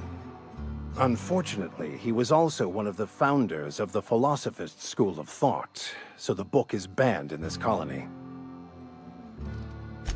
Philosophism's a false religion that stands in contradiction to almost everything we know to be true. They believe all is chaos, in stark contrast to OSI's belief in the plan. But most of the philosophist perversion of Bakonu's thoughts came more than a century after his death.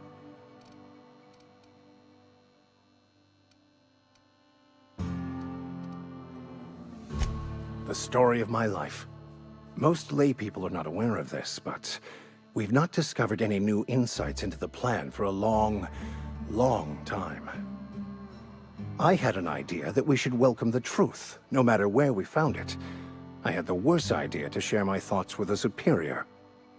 And that's how I ended up assigned prison duty, where I was fool enough to let an inmate bend my ear with stories of an original Bakonu journal. But that's neither here nor there. What I need to do now is to find a translator, obviously. But to do that, I'll first need to secure transport. You have a ship. Perhaps I could make myself of use to your crew.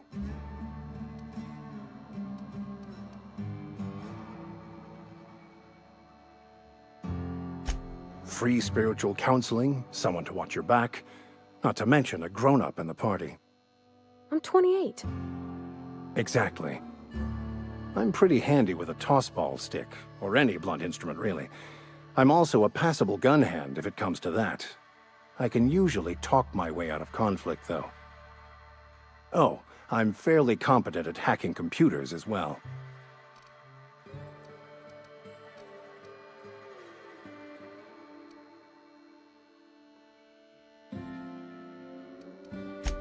Well, understanding computers is, though I admit I took it further than most. And I was quite the 32nd back during my penitentiary term. Left many an opponent bleeding in the prison yard. Fantastic. Let me get my things in order and I'll catch up with you. Edgewater's gonna miss you. Folk here always had good things to say about their vicar. Thank you, Ms. Holcomb. I'll be glad for the change of scenery, and to leave this place behind. I shall see you on the ship, Captain, whenever you're ready to leave Emerald Vale.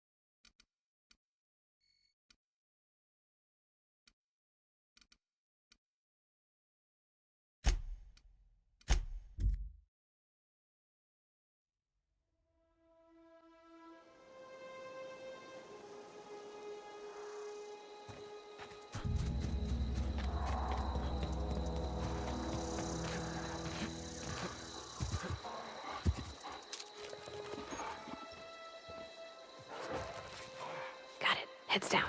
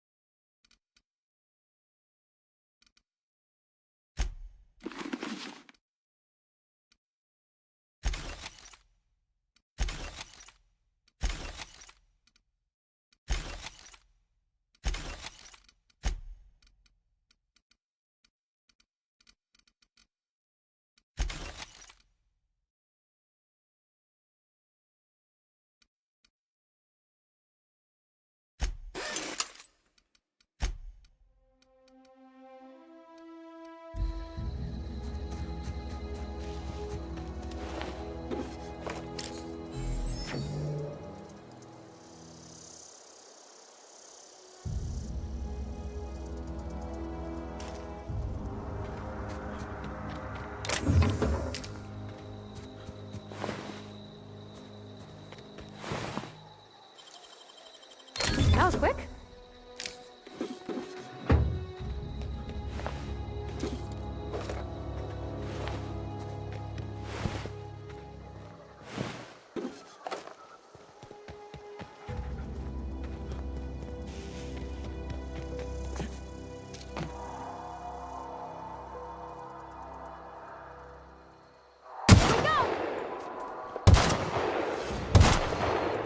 Nice one!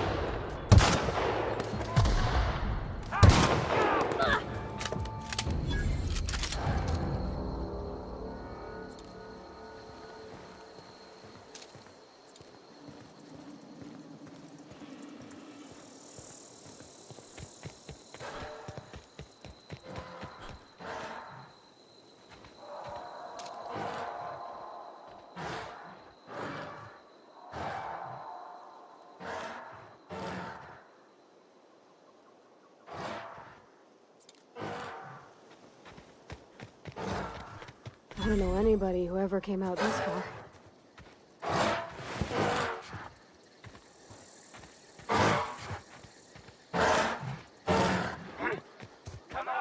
Wow! You put those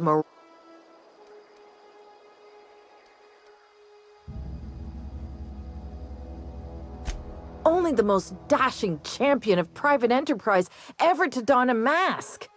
Until I get my start, that is. You, on the other hand, you were a sight to behold. If I had half your skills, I'd be the greatest outlaw the coast has ever seen. I'm great at clarifying.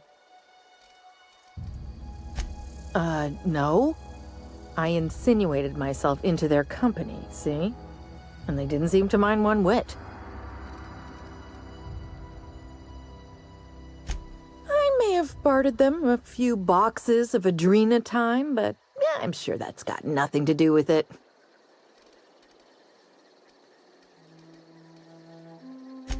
I don't know.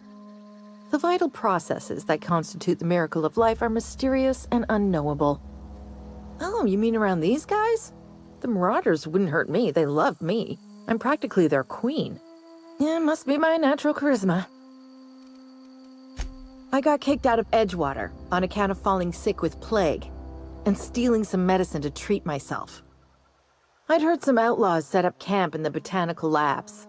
I decided to throw in with them, seeing as I always wanted to be an outlaw myself.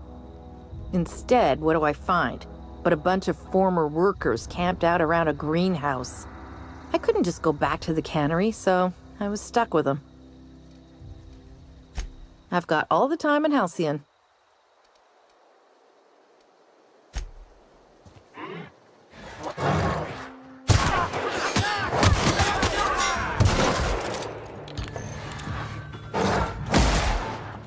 That had to hurt.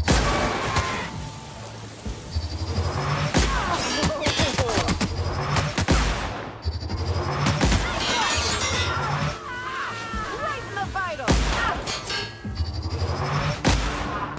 Ow! Right in the vital.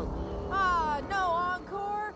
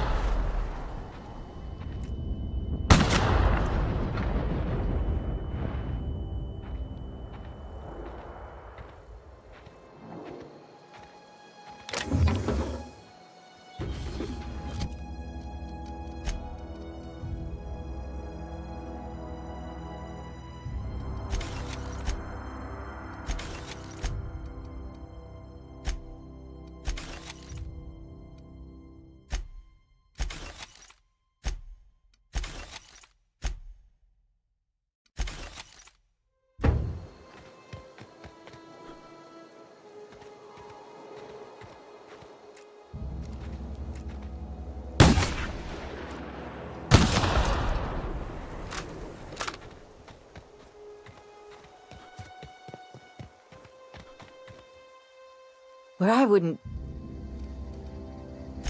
I'm great at...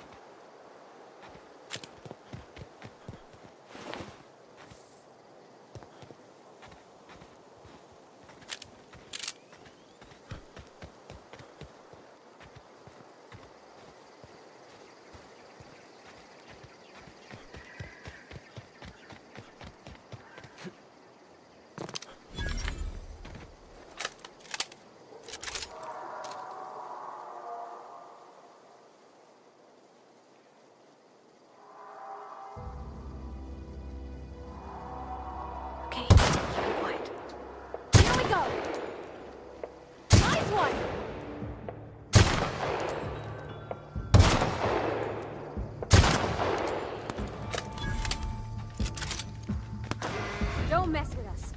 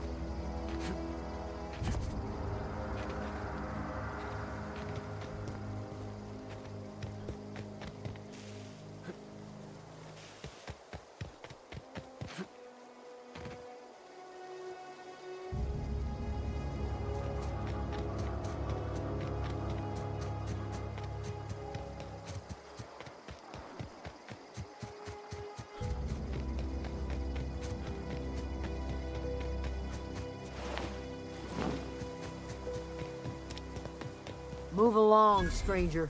We don't want any trouble. I don't know you.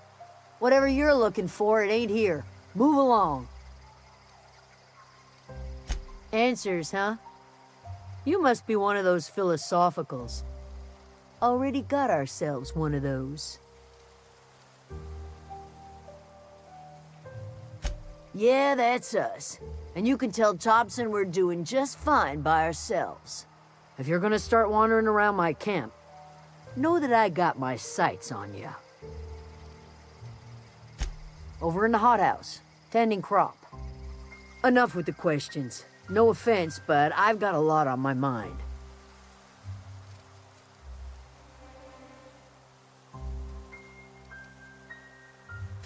Well, look at you, buzzing around the Aether with your very own ship. Rest of us gotta make do with the ground at our feet. No, I'm sorry. That was unworthy of me. Lady named Zoe went missing some nights ago. Just up and vanished without a trace. Now I'm pacing around wondering if marauders got to her.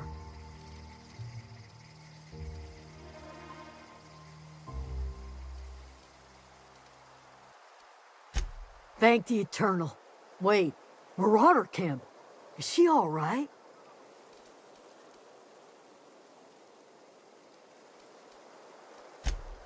Zoe's family. Chiding her is our purview, not yours. If you could bring her home, I'd be obliged. And if you could cross off some marauders on the way, I'd be much obliged. I'll tell you what I can. Well, enough to know we never got on. Zoe and Stefan were close. If anybody knows the workings of her mind, he does.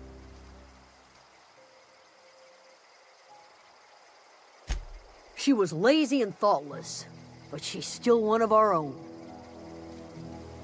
What is it?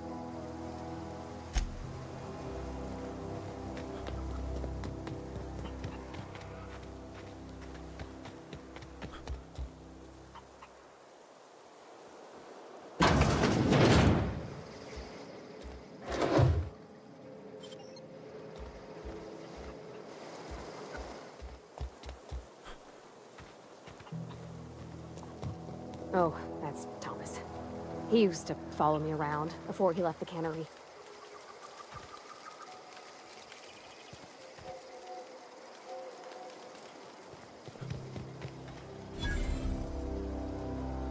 Oh, didn't see you there. I was just occupying myself with a little engineering. Whoa, Miss Parvati. Hey, you're, what, how are you? Hi. Hello. Are you, are things safe out here? How are you keeping? Great, just great. I've been trying to keep stuff running, just like you. Only I'm not so... Wait, they didn't kick you out, did they? Oh gosh, no, I'm just along with this fella here. Are you from town? I mean, you don't exactly look like you're from town.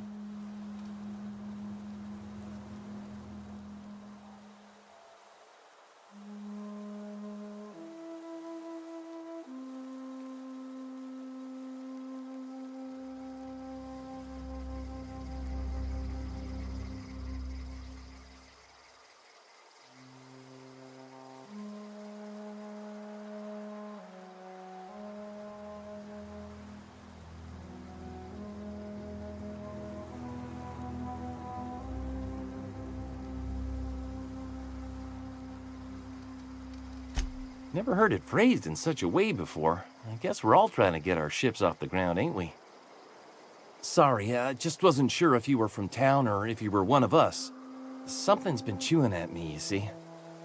Fact is, I've been, well, lying. To everybody here. Camp thinks I'm a mechanical genius, but I couldn't fix a busted chair.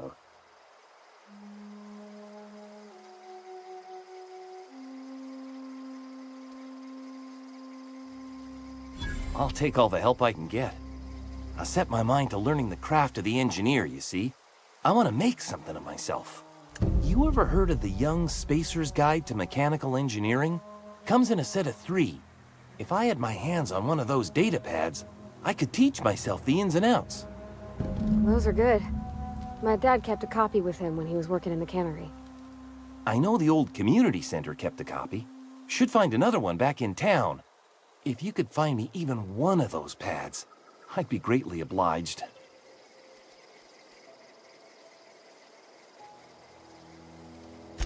I wish I knew. I wager the town had the full set once upon a time.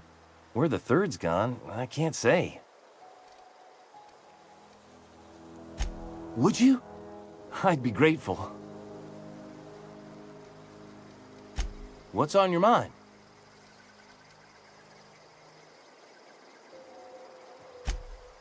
Luck, mostly. Nothing's needed serious repairing yet. Nothing's broken down that we can't just replace with something scavenged from the outskirts. Oh, I can swap out a water filter or charge up a battery and go on pretending I know what I'm doing, but the moment I'm asked to do any real engineering, I'm in trouble.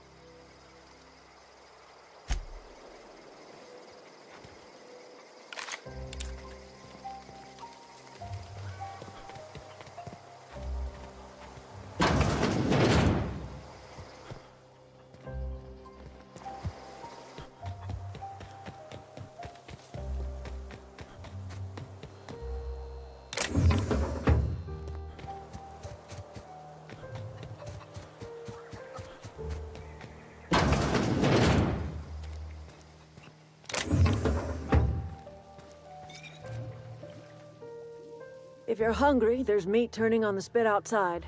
If you're bearing illness, find a place to lay your head down and I'll fetch you a poultice.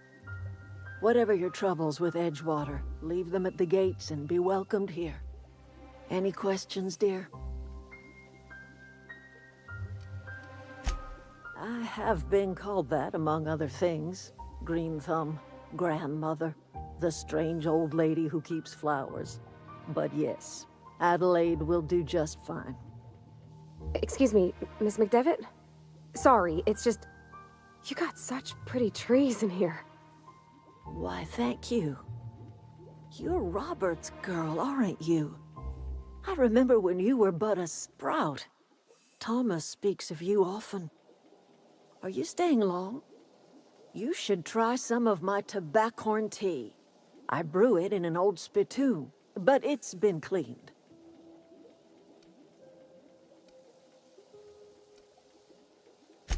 A home for anyone who's ever turned their backs on Edgewater. A home for those of us with nowhere left to go and nothing to lose. So, like the spores of the puffball, cast on the wind and alighting on fresh soil, we put down new roots. It is an unpleasant story, dear. But the short of it is that sometimes one wakes up and realizes the place that was once her home for much of her life has changed.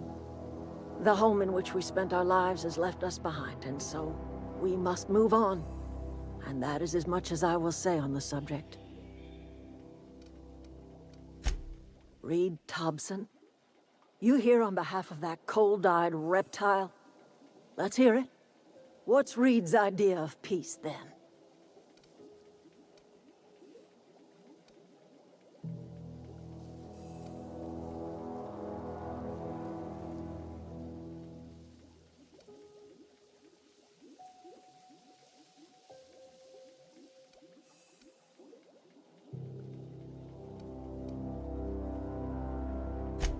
Make amends? Spare me.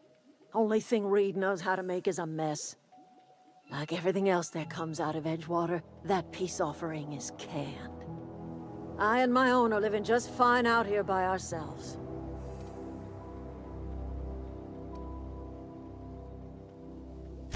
He would do such a thing.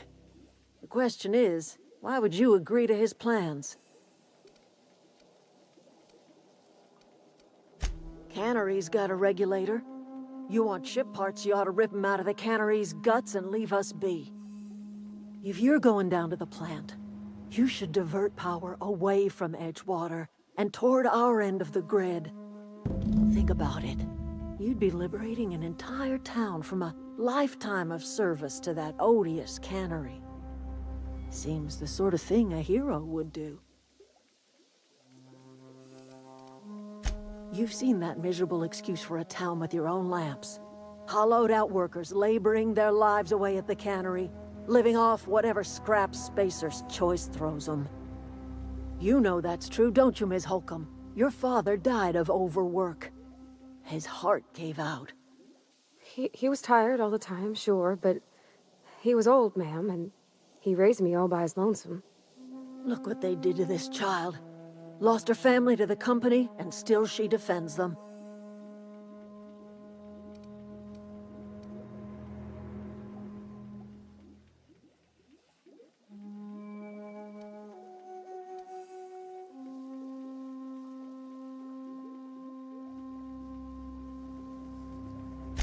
I'm all right. I ain't so fragile. That was unkind of me. I'm sorry, dear. It's not much of a living. Every single person in that town has sold themselves to Spacer's Choice. The company owns them. Body, blood, and bones. You've been there. You've seen it. All anyone ever does is toil over a cannery. They give their lives for some heartless corporation, and then they're tossed into a Spacer's Choice brand cemetery. Life in Edgewater grinds to a halt. The cannery shuts down, workers desert in droves, and our own little camp grows and thrives.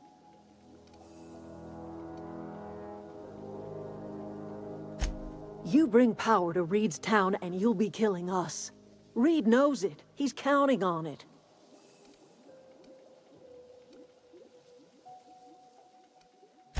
I trust you will listen to your conscience.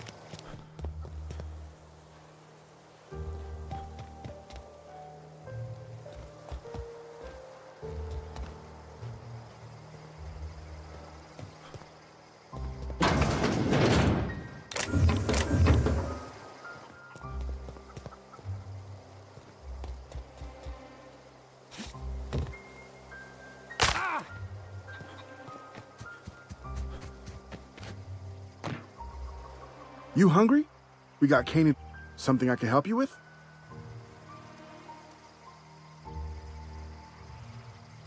You mean Zoe? Yeah, we were pretty close. Not like her to go loping off.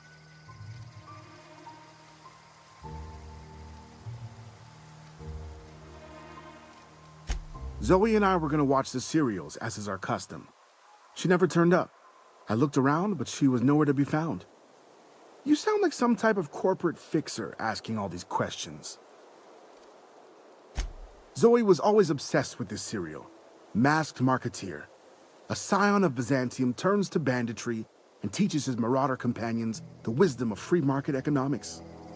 Shame she up and vanished when she did. I had a surprise lined up for her. Can't say I recall Zoe ever acting strange.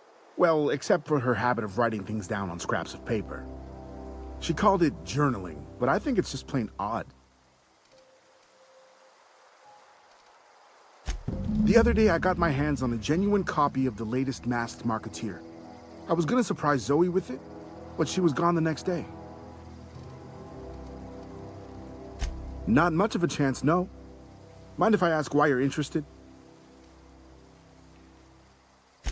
Zoe's living with marauders? Yeah, that sounds like the sort of sideways, sprat-brained plan Zoe'd come up with. Yeah, could be you're telling the truth. Or maybe you're trying to wheedle me into relinquishing my only copy of the Masked Marketeer. It's a collector's edition after all.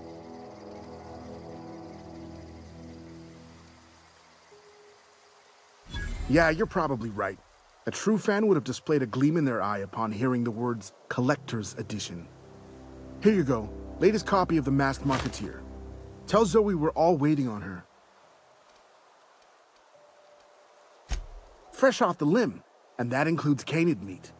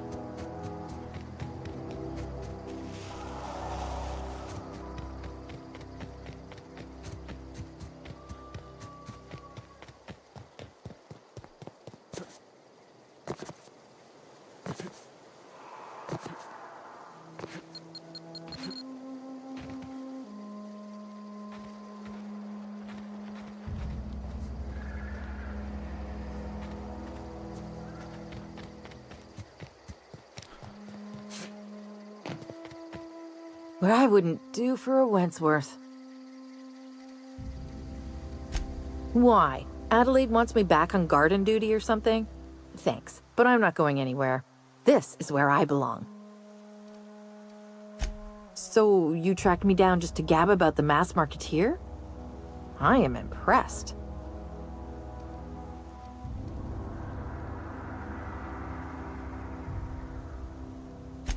I see what's going on here. I'm being bribed. Well, it's working. I can't say no to my favorite cereal. I'll take my stuff and head on back, I suppose. Grace is gonna be glaring knives at me, so I've got that to look forward to.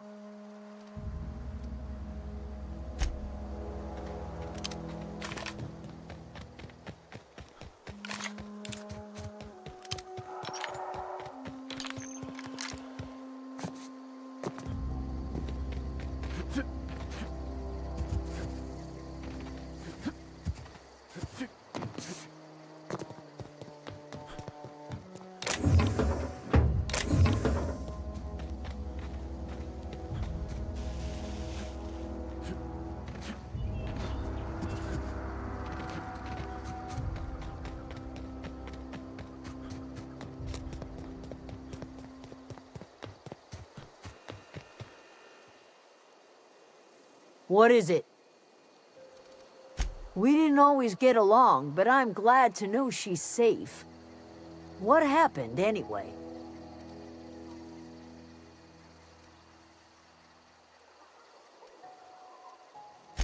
Zoe joined up with a band of marauders. Zoe. The same Zoe who doesn't know a barrel from a trigger. Well, I've heard stranger things.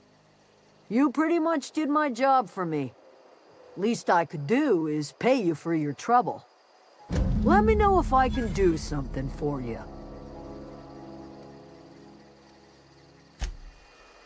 I don't know what you did to talk some sense into Zoe, but I appreciate it.